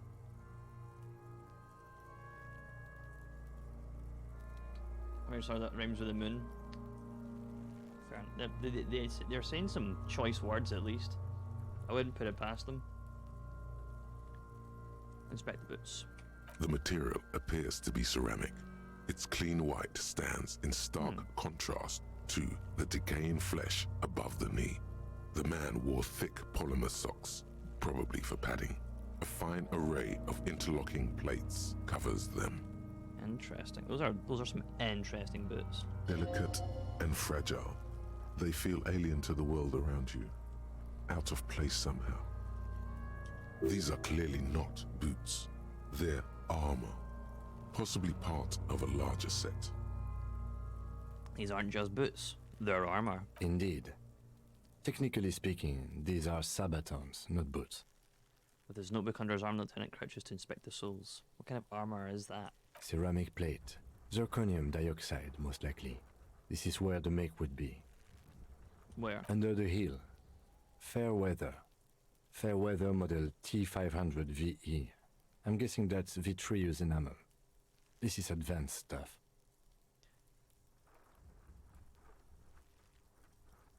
Knock the boot. A small bell-like sound fills the air, like tapping on the side of a porcelain cup. Sounds it's fragile. anything but. This material is a kinetic redistributor. It spreads kinetic energy horizontally, from plate to plate, dissipating it entirely. See? Faint, organic lines cover the plates where they separate into smaller ones. These plates then divide into smaller plates until there are hundreds of them altogether. Like whirls of floorboards, the design looks organic, influenced by highly resistant wood materials, like lignum vitae and ebony perhaps. What does this remind me of? If trees were made of porcelain, this is what their cross-sections would look like. My fingers over the lines. The smooth, glossy surface fractures into ever more intricate interconnections, peaking on the right sabaton.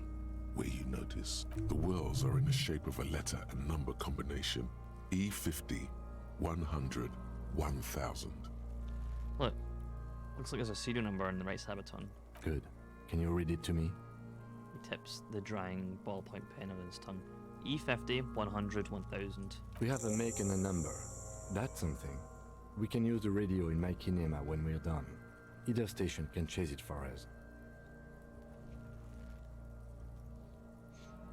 The material looks so out of place here. It is. It's expensive.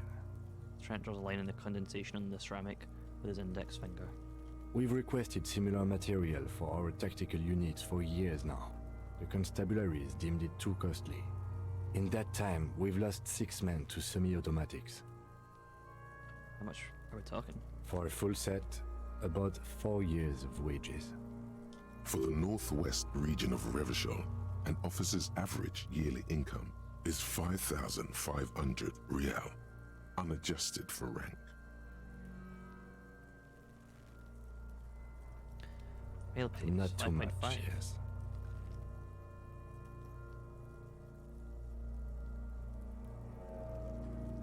That's enough. The lieutenant nods, wiping his finger on his sleeve. How can a man afford such expensive hardware? That's for us to find out. My initial report on the area suggests he was a security guard for the harbor company. But that's just hearsay.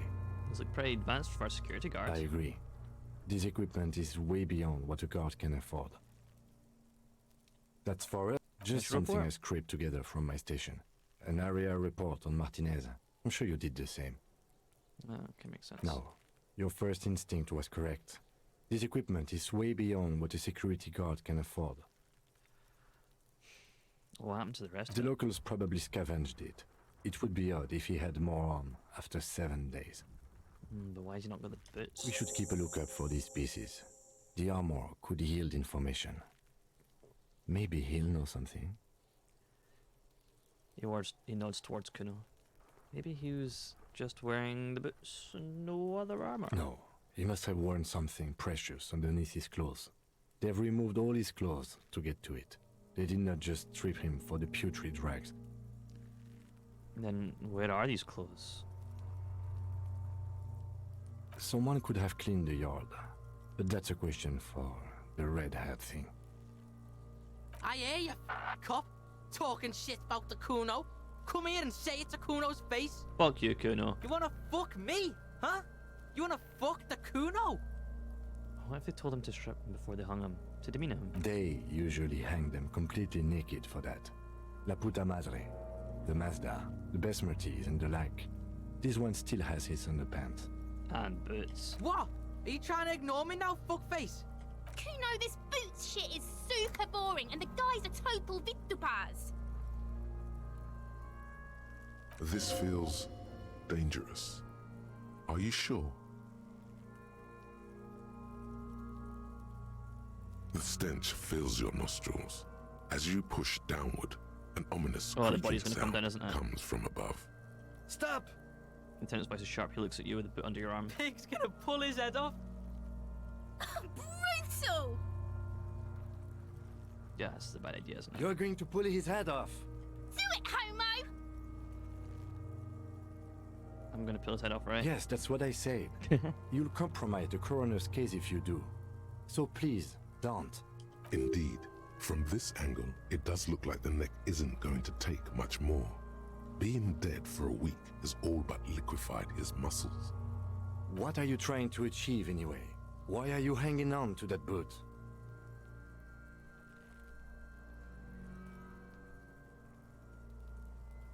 We're not detectives. We'll be clues inside the boot. How many clues do you need? You already found a number. Besides, He taps on the boot. there's no way you're getting them off. All the organic matter in his body has been flowing down into the boots. They are fused to his feet now. Why do you think the locals haven't scavenged them yet? Ah. Yeah, it does make sense. You're sure there's a way to peel them off, but first the body needs to be down. And second, it would probably be better if the lieutenant wasn't around. Steal man's boots. That'd be dishonorable. Refuse for honor. I don't know what that means, but sure. All right then. You can pay the hostel bill in honor points. How many honor points have you collected? Processing will take care of them. With the situation in the morgue, it will yield nothing. But we must pick our fights. Should we continue? Back off and look at the corpse. The cadaver slowly twists on the cargo belt, his torso covered in tattoos, and extremities blotched pink and blue. Look at the belt. The hangman's knot is pulled tight by the weight of the corpse below. Yellow, hard-edged polyester cuts into his neck. Above, a sliding buckle ties the belt to the branch. This is a steel-reinforced cargo lashing belt, big brother of the regular cargo belt. It's used for tying cargo under 6-rotor airships. Don't ask me how I know, but this thing's a lashing belt used for lifting air cargo. Airlifting? I thought it was used on lorries for strapping cargo to them. Apparently, it's for the reinforced kind, for air transport, my brain tells me so. The local harbor uses 6 rotors to shuffle containers around. I get the sense they use whatever was on hand, without paying much attention to not incriminating themselves.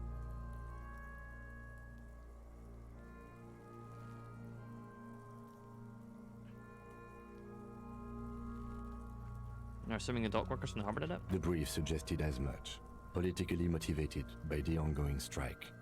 Did you not get a briefing? My past has undergone total annihilation. Nothing remains. My mother, the love of my life, certainly not a briefing. Okay, you should ask me for one the first moment we get.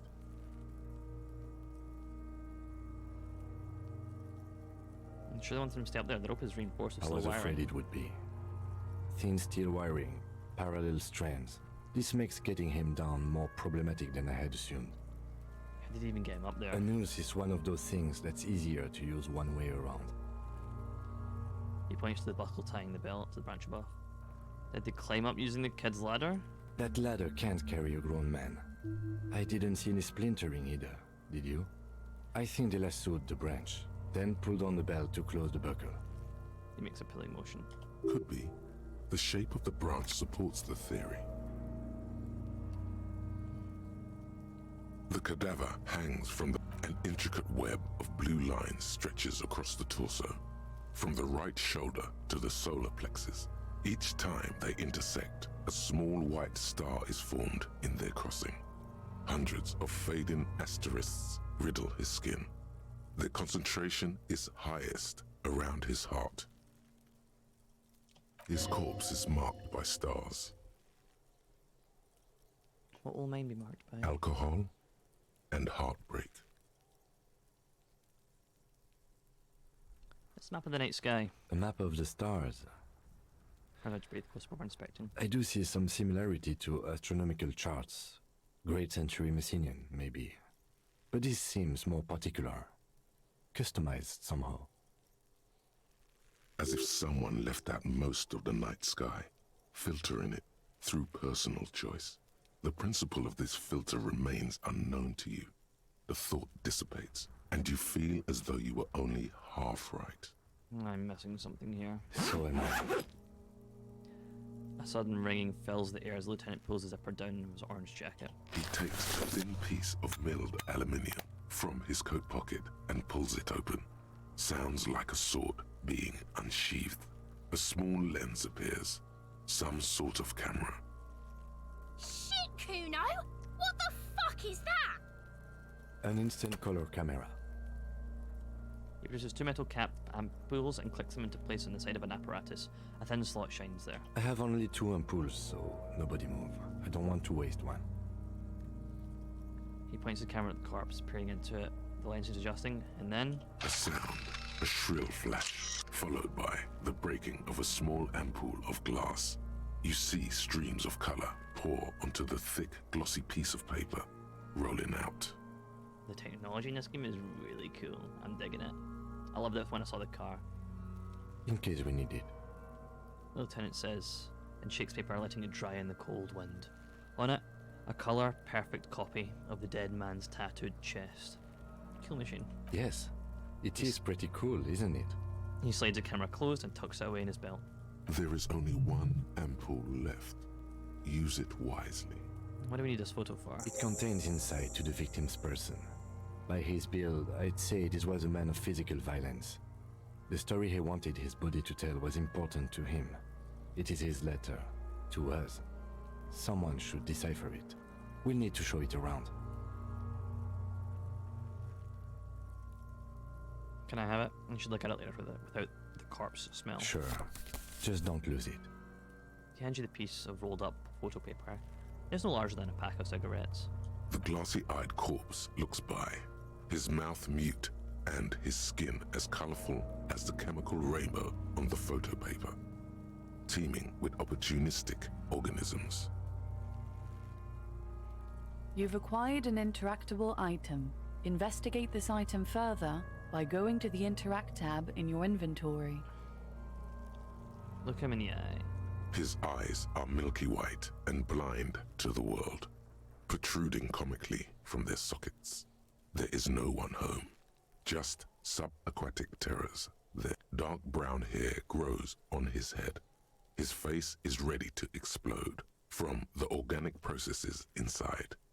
The death's head grin has passed. What remains is an unrecognizable mess. Tell me who you are, dead man.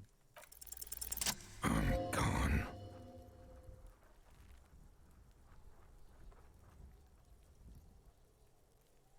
You can see you're gone, but who are you? I'm a joke.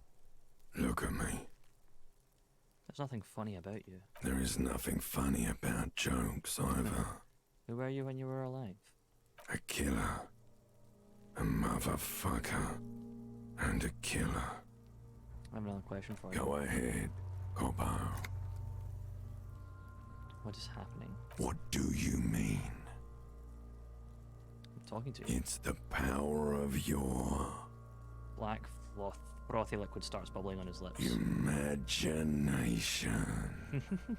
Go ahead. Ask me more questions. You fucking love questions. Where have you gone? Into the wild pale yonder. Where is that? In the past. Way out in the west. Why do I love questions so much? Because you're a copperoony. Look at all of them go. Do you want more questions? Give me a comical amount of questions. Coming right up. Copperoony Rooney. Is my name This is getting upbeat now. Fuck no.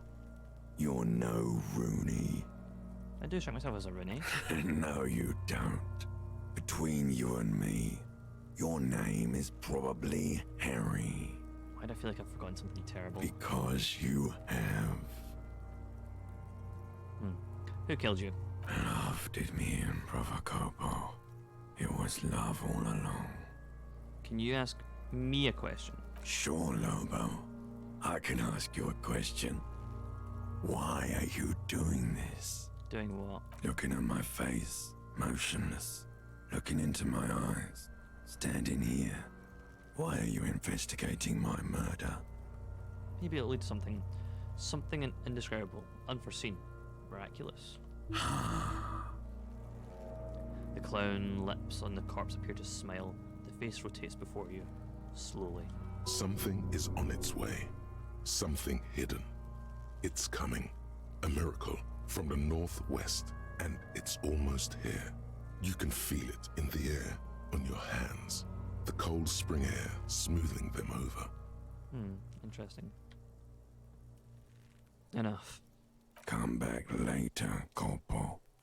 Amuse yourself with my frank manners and my memento mori features. If possible, also, see me in your dreams. Squint, take a step back. As you narrow your eyes, the monster before you blurs into a violent mess of green and pink. This is a trick. You've done it before. Pink is where the blood settled in the first hours post-mortem. You can use it to see if the corpse has been tampered with. Does his position at the time of death match the discoloration. Only the lower extremities are pink with a dash of blue.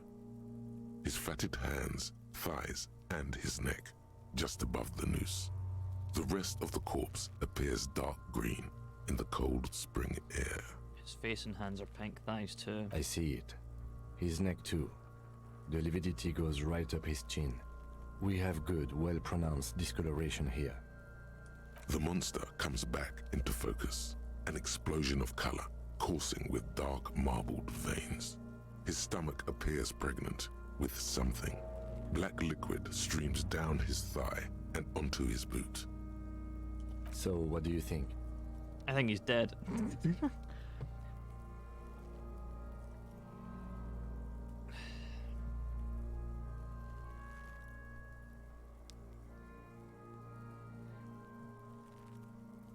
Something is coming out of him. He's beaten up. See the bruises? I do. Most of them are post-mortem. Maybe even all of them. The delinquents have made our jobs harder with their little sport. Stop talking in riddles, coin slot. He means you fucked him up good, Kuno. Fucked him up brutal like. I think he was upright after death. His hands, feet, and neck are discolored. Agreed. Especially on the neck. The belt acted like a tourniquet, keeping the blood in his head. The hypostasis supports a hanging. Maybe he was strangled by someone? Yes, there's always a chance we are wrong. We should check for ligament marks on his neck to see if they're in tune with the belt. We'll have to get him down first. There's something coming out of him. A pool of blood and feces has eaten into the frozen mud below the man's feet. Purge liquid is dripping into it, drop by drop. The victim appears to have contained no more than half a kilogram of digestion at the time of death. The fuck he's saying? Talking about shit. God, he's goddamn right. I'm gonna yell. We got lucky. Did we? I don't feel lucky. He's dead. I agree. His personality is no longer a part of the world. Totally dead.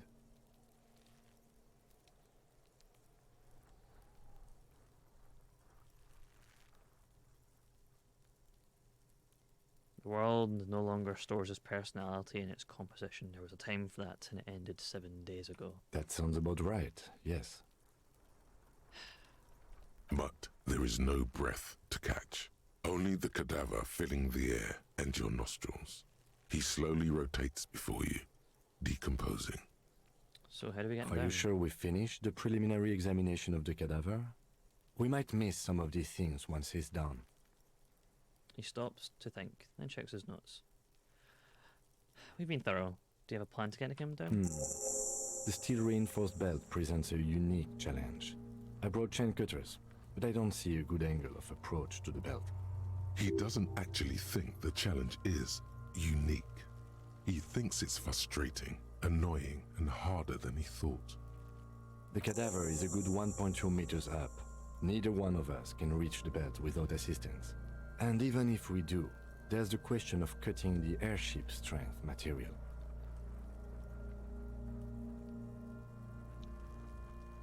Maybe we can ask some help from the harbor. I was really hoping we wouldn't. The Union appeared to be suspect in this case. It seems like a dangerous route to go down. Yeah, wait, let's reconsider. But what other options? Someone else do it. Someone else? You mean like the police? What was that about processing, then? Weren't they supposed to take care of the boots? Why don't they help? Can the boys from processing take this? No. Why? Think of the boys from processing as murderers. Only instead of people, they murder crime scenes. Processing is a wrecking crew. They know how to commission off items and how to work the incinerator in the morgue. I know it's hard, but I assure you, the others won't come to help us. And we have a growing sanitary concern here. We need to get him down, fast. I'm out of ideas. So I'll look at him.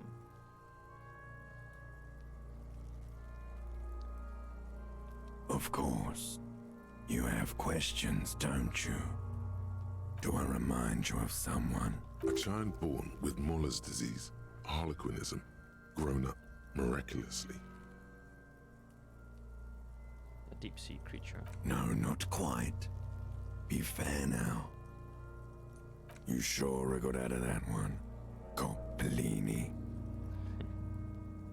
Come back later, Coppo. Yes, we do. We can't saw the branch because that destroys a crime scene. Climb up there and saw the branch? Yeah, it seems dangerous. There has to be a less risky way, with less falling down of trees. That's it. That's right from the harbor. Okay. They do have the tools and the men. And since it looks like they put him there... They can get him down to it. Okay. Let's do it in the lousy, dangerous way. But how do we get inside From the harbor? gates, by negotiating or fighting. I'm unenthusiastic about fighting. Yeah, that's Or right. we can try to find some secret third path. It's unlikely though. Secret third path. To the gates. Let's negotiate. It would To be ask the dangerous. suspect for help with the victim's body? To be indebted to Everard Clare? Very much, yes. Which is why I would have preferred us to handle this ourselves. Clearly we can't. Suck my dick, bitches! Who is Everard Clare? The leader of the Union. A dangerous and corrupt man, from what I hear. You don't want to owe him much. Yeah? Don't go being someone else's bitches. You're Kuno's bitches. Alright. Let's get to it then.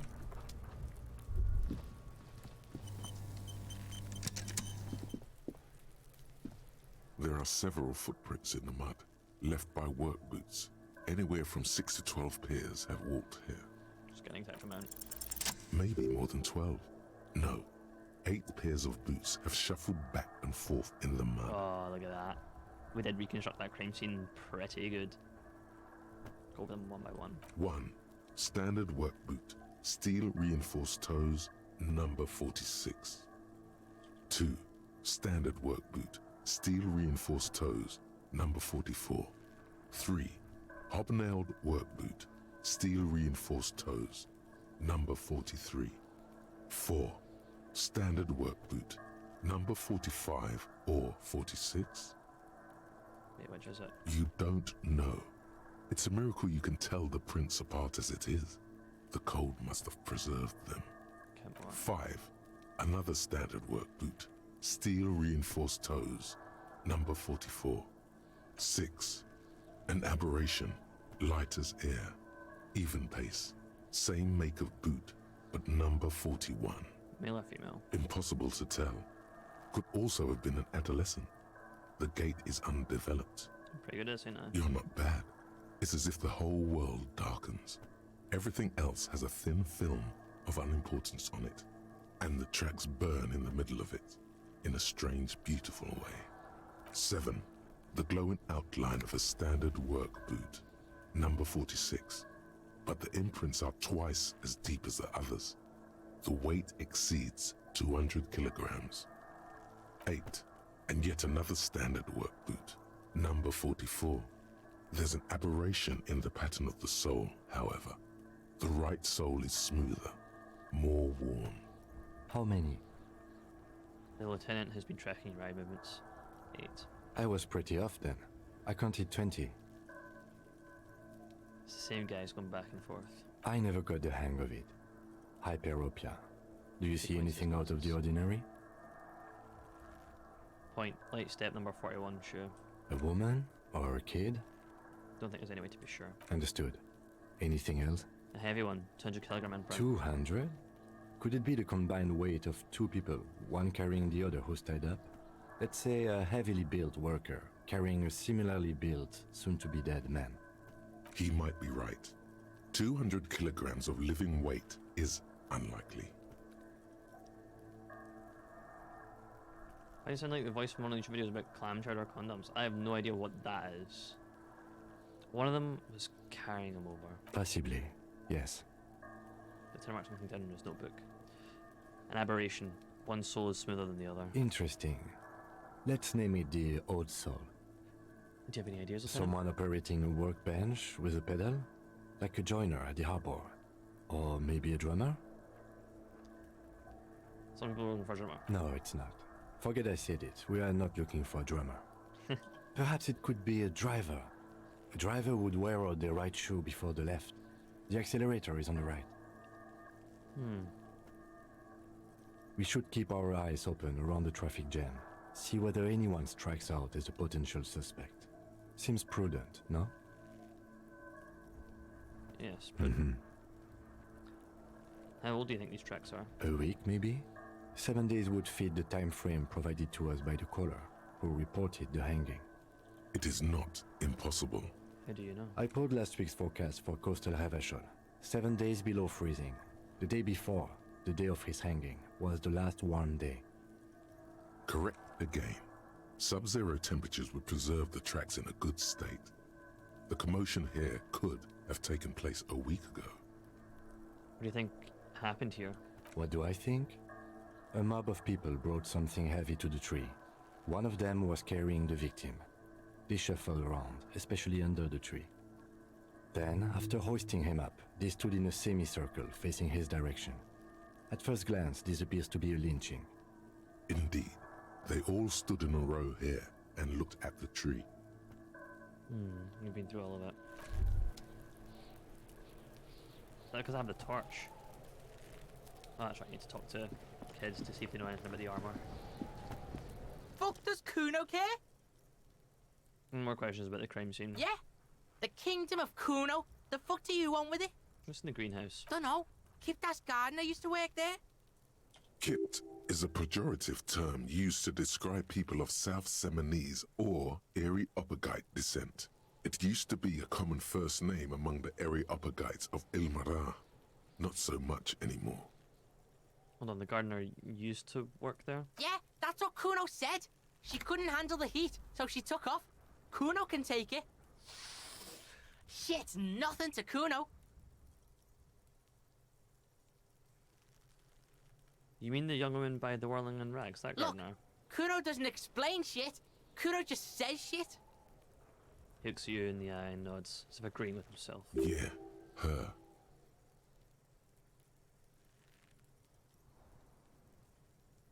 The ladder, ever claim it? Look at that fucking shit. You're trying to get Kuno killed. So you would say that ladder is unclaimable. Fuck does Kuno know? Kuno's not a fucking acrobat. The lieutenant takes a quick note in his notebook.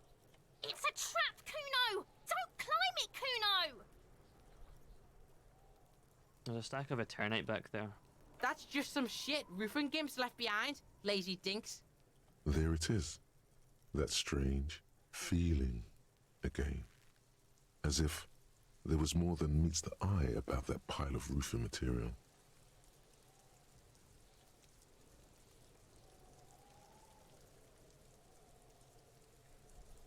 Yes, yes. Some shit gimps left behind. Were those gimps, left-handed? The fuck are you talking about? Kuno doesn't know what handed gimps they were. Trying to get you to talk gimp, Kuno. Don't talk. So you say, but I saw past the veil. Fucking well. The fuck are you talking about? Ask me a normal question, pig. They're trying to make you feel stupid, Kuno. You glance again at the roofing material in front of the shack. Yes, you should go back there. I have questions for later. Yeah, whatever. Kuno doesn't give a shit. Gonna ask. The fuck about it? Where's the rest of his armor? Kuno doesn't give a shit about the armor. How come? Kuno's fuck gimp's got one big thing wrong with him. He's a fucking mutant. A mutant? Look at him. Fucking growth hormone shit. He's a giant. The armor's too big for any man. Kuno doesn't give a shit about that freak armor. Kuno threw that shit away. He drills his temples with his fingers in some strange aggressive gesture. What do you mean you threw it away? Kuno tried to get the helmet on. It was too big. Performs a kick off an imaginary helmet. Kuno kicked that shit in the sea, rugby style. That shit means nothing to Kuno. You threw it in the sea? Yeah, that shit means nothing to Kuno. Kuno doesn't give a shit about material shit. Kuno's a fucking monk. You wanna fuck on someone about that armor? Go fuck the mustached union fuck. The jolly troubadour shit at the gate. What do you mean Yeah, troubadour? cock and boot. You know that jolly union cow fucker? Came around talking about cows or some shit. Came around pretending like he cares about cows. So yeah, he's the one you want to talk to. He's fucking crazy about that armor shit. Coming here pretending like he likes cows. Trying to catch a peep at Kuno's armor. Go to the gate. Ask him yourself. Curious, my liege. Why did Kuno feed you this information? You're telling me the kindness of your heart, Kuno? Yeah, Kuno's doing charity today. Kuno Day. Kuno feels sorry for you two loser pigs. Kuno's doing pity now. Still, seems suspicious. He may have it in for that guy. Or you may be paranoid. That is also a possibility, sire. There are contusions all over his body. Did you do that? Fuck are you talking about? What is this contusion shit? He grabs his head like it's suddenly hurting. He says you're stupid, Kuno. They want to make you stupid again. Contusion is a bruise, talking about the marks that your stones have left on the corpse. Oh, did Kuno make your shit sniffing harder? Obstruction of shit sniffing. This is Kuno's kingdom. Kuno fucking rules here. You hear the lieutenant hum. You're testing Kuno's patience here. Get lost. I gotta ask, who is Kuno? Kuno's Kuno, pig? So you've heard yourself in the third person? The fuck are you calling a third person? Kuno's the fucking first person?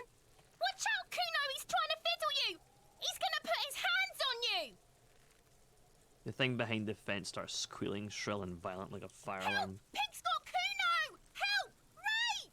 The sounds get louder as a child shouts at the windows overlooking the yard. Help! He's got the Kuno, help! I'm just gonna leave. Yeah? Get out of here before the Kuno beats the shit out of you. Yeah, that's right. Drag your fat ass out of here, fat boy, before Kuno fucks you. Bang! Got fucked by the Kuno. We alright? You wanna get fucked again? Come back. Why do you keep... Kuno, the pig's getting pretty close to me. Come to snuff my shit out, I think. Looks like it's time for me to go, Kuno. Pig's come to take me in. I just want to ask you some questions. I'm going away for a long, long time, Kuno. Going away for life. What's going on there? Fuck are you trying to I just pull, realized pig? her name is Kuno S.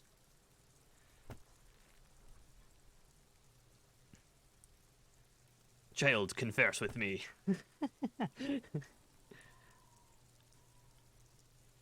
are the strange words you use, I girl? come from the woods, good Davidu. You don't want to go there with me. You don't want to see what I've seen. Don't be traumatizing her. Get the fuck out of here.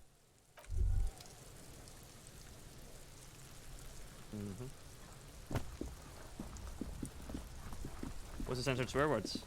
I'm not gonna say it. An inconspicuous pile of the roofing material, Eternite.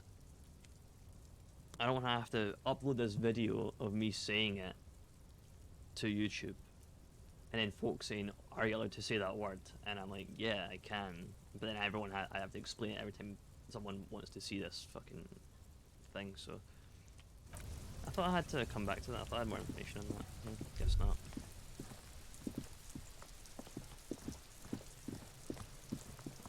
Wait, I can get there?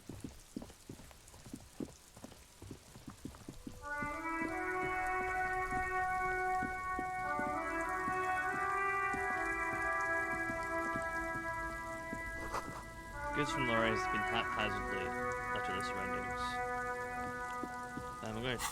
I'm gonna keep torch on actually. I can level up something, right?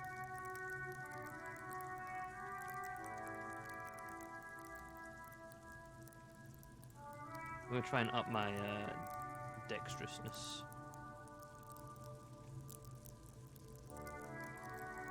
I wanna also try and up. Oh no, wait, do I have no more? I guess I have no more levels to do. We'll get back. We'll get into those in a second. I don't have any more inner thoughts to think. It seems.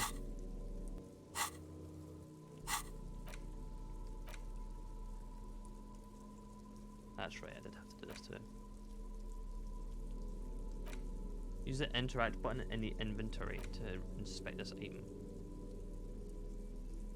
What is the interact button?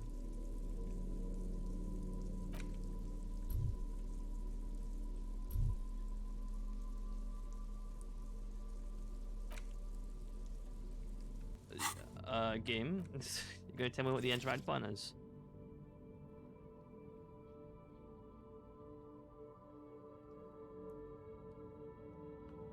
Stop, click. Okay. Oh, I've done that.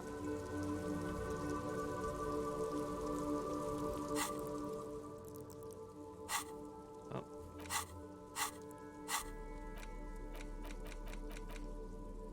Oh, this button. An intricate web of blue lines stretches across the torso of the hanged man, from the right shoulder to the solar plexus. Each time the lines intersect, a small white star is formed in their crossing. Hundreds of fading asterisks riddle his skin. Their concentration is highest around his heart. Yes, it is a slur.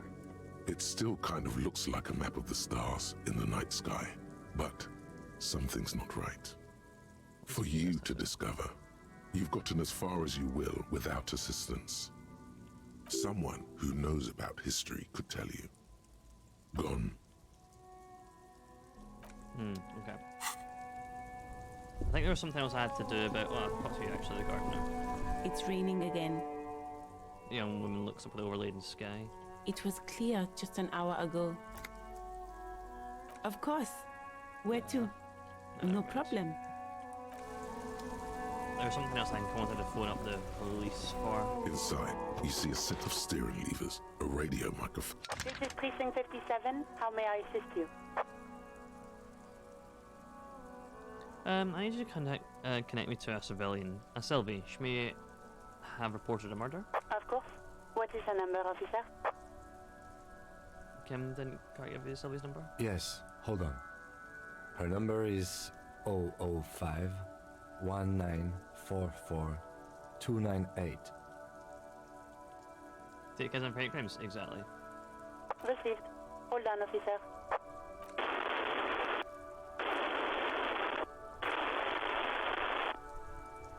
Lieutenant Kitsuragi slowly begins to tap a little rhythm with his right foot. Quite a lot of time has passed.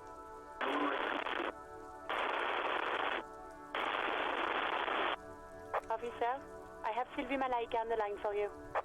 Yes, hello? Female voice greets you to the static. It sounds like she's a million miles away from here. Hello, this is the police calling. I have some questions for you about your last days at work. Oh, right. She recognizes your voice once Sir, what can I do for you? You quit your job at the Whirling? Why? You mean, why did I leave the bar? Honestly, I'm not really comfortable discussing it with you, sir. Okay, did you leave because of guards? What? No, why would you even think that?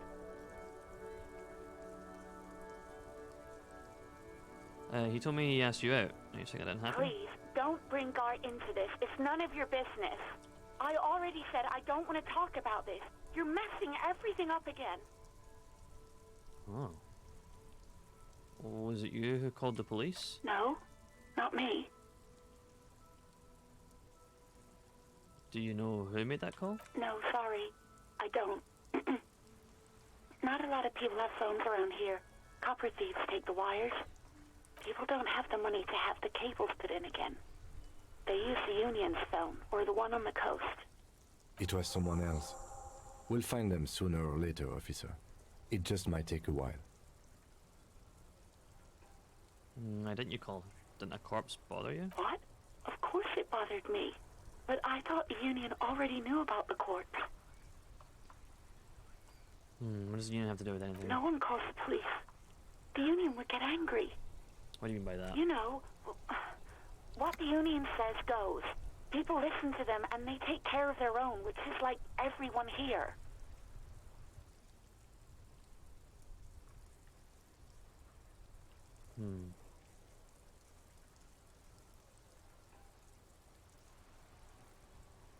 Wait, Kim, is she speaking the truth? Is the Union law around here? Legally, no. In reality, yes. Martinez is de facto policed by the dock workers union. Words are not necessary to feel the lieutenant's discontent for the situation. So he has a limit to my authority then. Tell me exactly, why did you let a corpse hang in your own backyard for weeks instead of calling us? I didn't want to get in trouble with the others. Push her further. Show her the error of her ways. What others? The other people who live around here. Local people. I didn't want trouble. What trouble? You don't live here. You don't understand. Squealing is frowned upon here. Everything is dealt with, well, by the union, internally. Please, I just didn't want any trouble. Let me see. Don't worry about it. You do? Oh. What else can I do for you? Okay, next question. Yeah, go on. Have you seen my badge? Yes, I know who you are. This exact conversation has happened before. Establishing authority before this young girl seems to have been important to you in the past. Don't go there again. How did you first learn I'm a police officer? You told me back in the whirling. You told everybody, and so does your badge. I don't need to hear about it anymore. My badge is missing. Have you seen it? Oh. Real policemen have uniforms too, by the way. Where's yours? Kim doesn't have a uniform, and he seems real to me. He's in plain clothes, voluntarily. It's different from not knowing where your uniform is. There are officers who wear the signature Perseus black uniforms to the highest ranks in the RCM and end up buried in them as well. Others do it more casually. Looks like you're one of them. Have you seen my policeman uniform as opposed to just police uniform? You see my gun? Please, no. Not this again. Everyone saw your cool gun, detective. Oh, I showed you my gun. When did that happen? You were trying to impress some people with it. Everyone was eating, and She stops hesitantly. Not sure if she should continue. Actually, and what did I do? You were waving it around in everyone's face, begging them to describe it. You said it calms you, and then you started making suicide jokes. It got pretty graphic. Oh, those again. I have been trying to wean you off them. Off of what? You know, when you put your gun, your actual gun, on your temple and pretend to shoot your brains out, off of that, people don't like that. Oh. I remember this. You were screaming things like, "My brains are all over the wall, painting them red. I won't be seeing it, 'cause these are my brains. I can't see without my brains."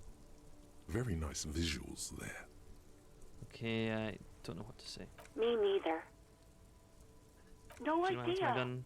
All I know is next you were waving around money instead, saying things like big bucks cannot lie and guns can't buy money, but money can always buy guns. Oh, so I had money as well. Oh, Jesus Christ. It almost looked like you pawned it. But believe me, I did not ask.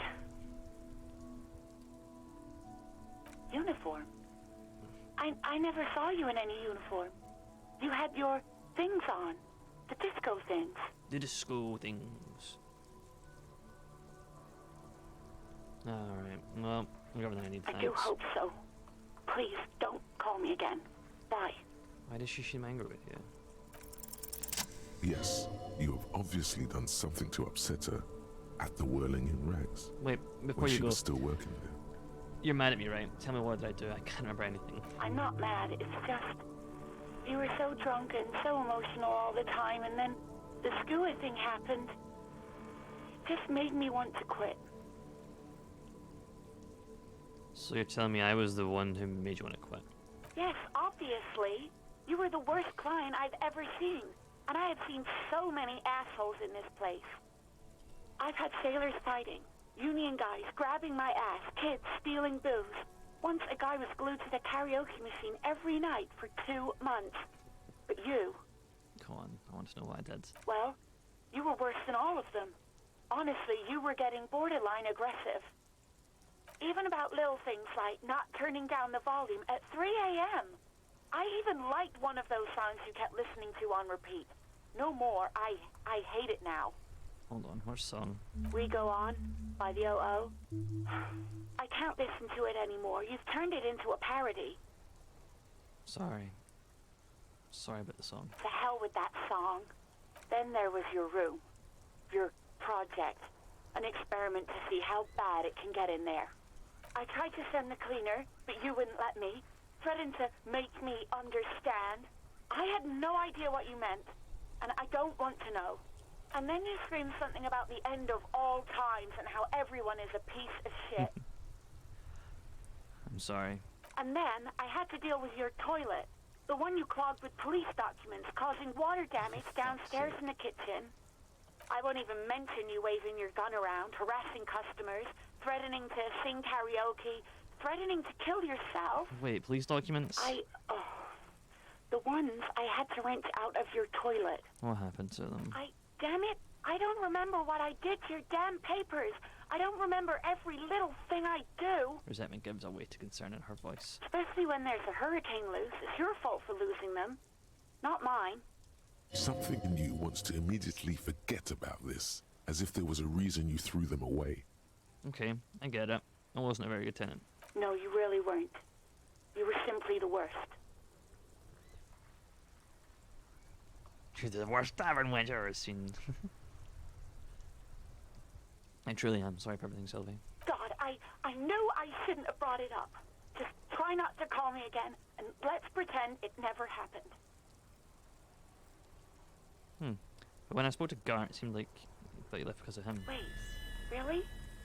No, this is absolutely not true. I like Gart. I really do. You didn't cross the line when he asked you out? No, I was actually flattered. 'Cause that's how he got the damn him. number. It was just bad timing. With the corpse and all that. Yes, he did get a number. There's a pause. You can almost see her on the other side.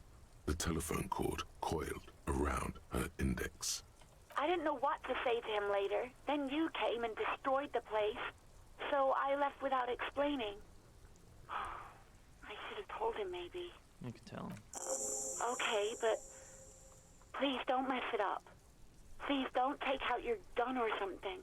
What skua The thing? bird, the great skua. You threw it against the wall while screaming, "Fuck that bird," and laughing like a maniac. I think you said it had been giving you shit ever since you got there.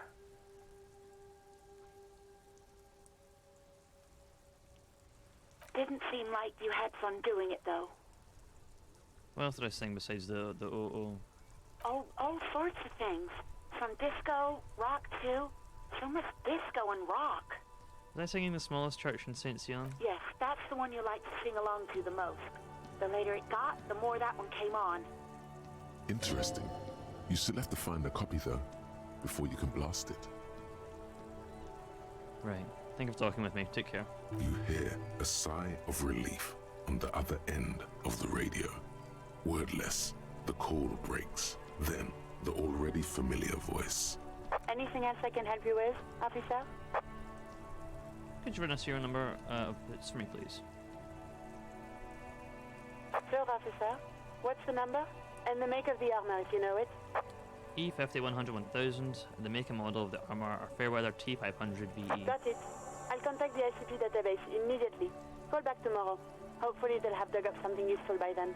The International Collaboration Police, ICP, is an inter-Isolari law enforcement service, the crown jewel in the moral intern diadem, alongside EPIS and the coalition government. As always, it's DJ Mesh and Fellatio, and you're listening to Street Freaks FM, bringing you the hottest, the nastiest, the most vulgar. Right away, the lieutenant reaches into the cabin and turns off the radio. He's not looking at you as he says, Someone must have been messing with the radio, or maybe picked up a random frequency. You wanted a prime line, right? Looks mean Speed Freaks. Looks mean right Oh, in the eye. is that what it was called? You're trying hard to look surprised. Right. You don't get this, no problem. Nothing to get into, really. But sure, let's focus on the important things. That's the motor carriage. This is Precinct 57. Can I connect you to someone? 57's over and out. in the cabin, you see a set.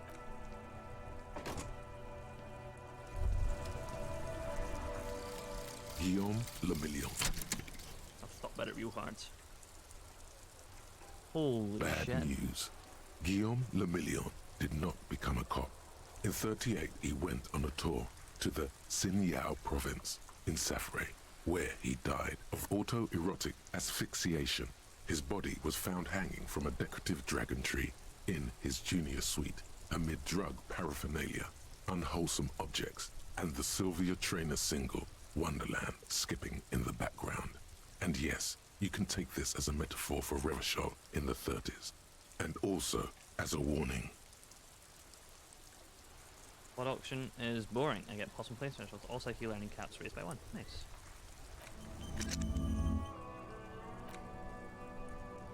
When I can forget it, I don't really want to forget it.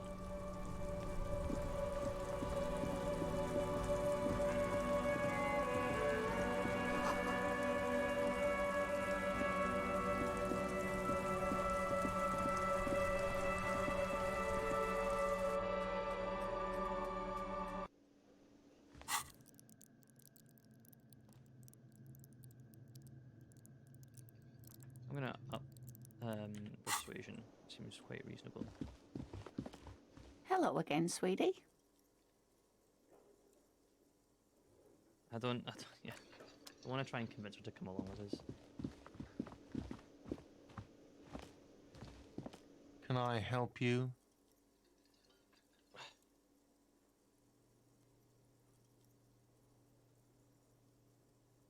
I talked to Sylvie. She left because of me, not because of you. Wait, what? But what about the bird? The bird? Yes, the bird. I found it lying on the floor with a broken wing the morning she left. She didn't break it. I did. I threw it against the You wall. broke the skewer. His face flushed with emotions. A rash covers his neck. I assure you it was him. Why on earth did you have to break the skewer? It's a mystery. I can't believe it. I was so sure it was Sylvie. Even worse, I thought she was trying to send me a message. Symbol of hope and all. A tender type of hope. Something stirs in you. Perhaps this is why you broke it. All right. Did she say anything else? About me, you know? Did she say anything about me? She said she was flattered. She was bad timing. Really? I should give her a call then. Man doesn't know what to say. He wipes his brow and stares at the counter. Thanks, I guess. Was there anything else you wanted, or...? I've seen something here at the Whirling Guards. A thing I need to talk about. What thing? Saw a sign that says the missiles reserved for the Union? Yes, not the whole damn Union, thank God. Just the nastiest and loudest faction. He tosses his head in disdain. They come here in the evenings. Dumb, unruly types. Think they're big shit. But they're good customers. They place big orders and always pay on time. We should find out who this Lord faction is, occupying the booth. Loudness means talkative, and we need info. He gives you a meaningful nod. How do we find them? We don't. We have to wait. They'll show up sooner or later. Looks towards the Men get hungry, even striking men. If not today, then they'll be here tomorrow. There are these things called days. You sleep between them. He's saying they'll come after you've slept. Just making clear you got that. What? By the way, you should come back to this thing-based questionnaire if you see anything interesting in the Whirling later.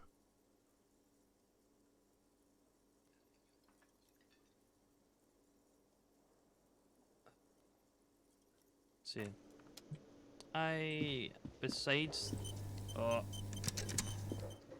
Besides the current investigate, like, I don't really know, besides just running around, I don't really know what else I can do.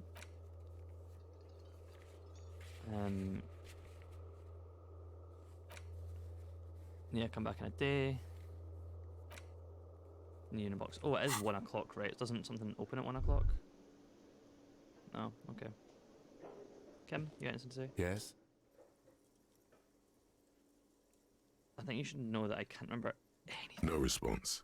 He just arches. He's having trouble processing it, believing it even. I really don't remember anything. There was drinking involved. Have you tried concentrating on something other than your personal affairs? There is a sudden, harsh edge to his voice, like he's tired of hearing about your personal affairs. But I'm completely lacking in basic information about even this organization we're in.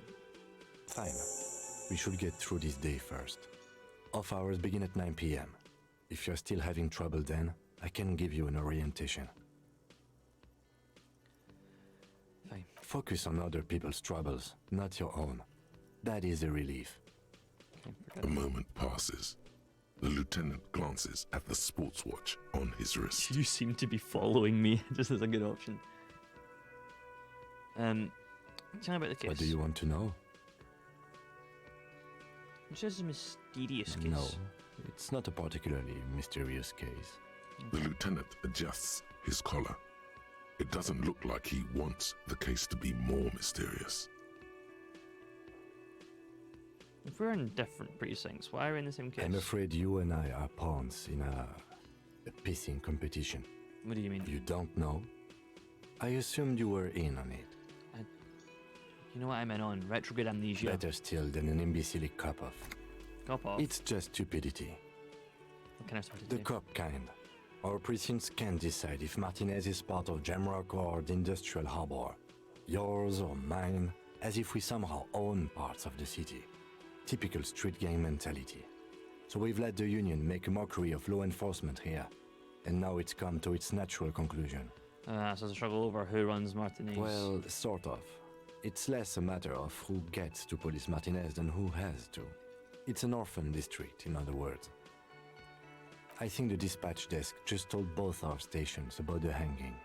There was quite the brouhaha at the 57th, I can tell you that. Time to settle it, they said. Cop off. But I assure you, I am not their finest or toughest, with 102 cases solved. Whoa. What I am is least interested in a pissing competition. So he volunteered to represent the 57th, but not out of competitiveness. On the contrary.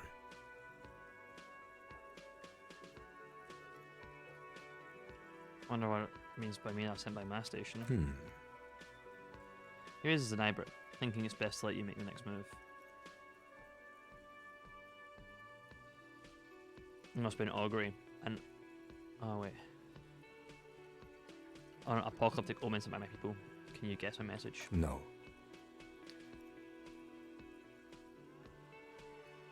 Yeah, better not to be late. I agree. Too dark. Was there anything else you wanted to ask about the competition? If not, we should move. Okay. Yes, it's a wholly pointless matter. Forget I ever mentioned it. Why did the 41st send Look me? at you. It's because you're a failure. They sent you to slight Precinct 57. I thought that. See, when they were like, soon the options came up and it was like, I'm an omen or that, I was like, no, they sent us to lose, so they do not want, like, my precinct doesn't want us to oversee this area. So they sent us to lose that ability because they don't want to oversee this area. Yeah, makes sense than the last stuff I thought of. Just think about it for a second. You're a raging alcoholic who showed up 3 days late wearing piss-stained disco garb. You weren't sent here to win. Kim, what if my precinct sent me in this case because I'm a fuck up? Like as a joke? I've considered it.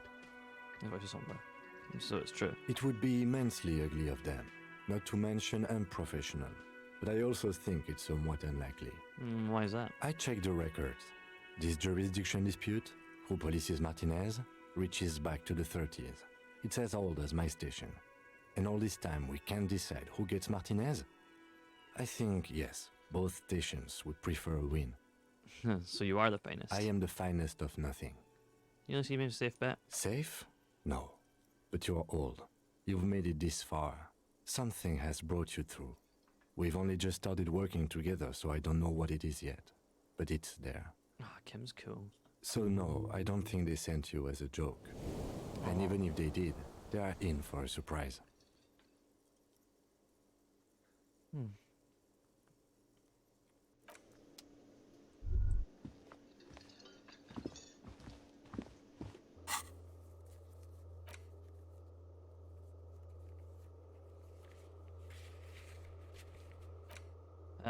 actually.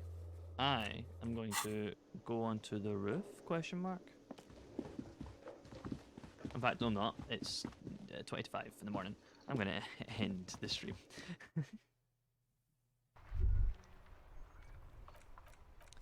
Gonna hit a big old save the game. And I'm gonna go to the main menu. Well, this is much more enjoyable than SpongeBob. I'm having a great time with this game, and this will be the continuation that we're going to be doing for the next this is what we're going to be playing. We're going to be playing Disco Elysium. This is very good and very fun. I'm enjoying it a whole lot. So next stream might be Sunday. Big M on that might, and it's going to be hopefully a soldering stream. I'm going to try and do more of those because I've been wanting to do those for ages. Hopefully that'll be cool and fun. No V2B stuff. You're just going to be seeing my hands and solder stuff and whatnot. And then next week, probably more Disco Elysium. I'm going to go. Maybe I don't actually know. I'll see what my week looks like closer to that point. But yeah, hopefully some more Disco Elysium and hopefully some more soldering. But no promises on that one. If I'm too good at what I do on this Sunday, then I might not have the materials to keep going. But we'll see. I might have some more materials to do another thing I didn't check. But thank everyone for watching. We'll see you all next time. This will be going up on YouTube if it needs it. Oh, that's how you spell that.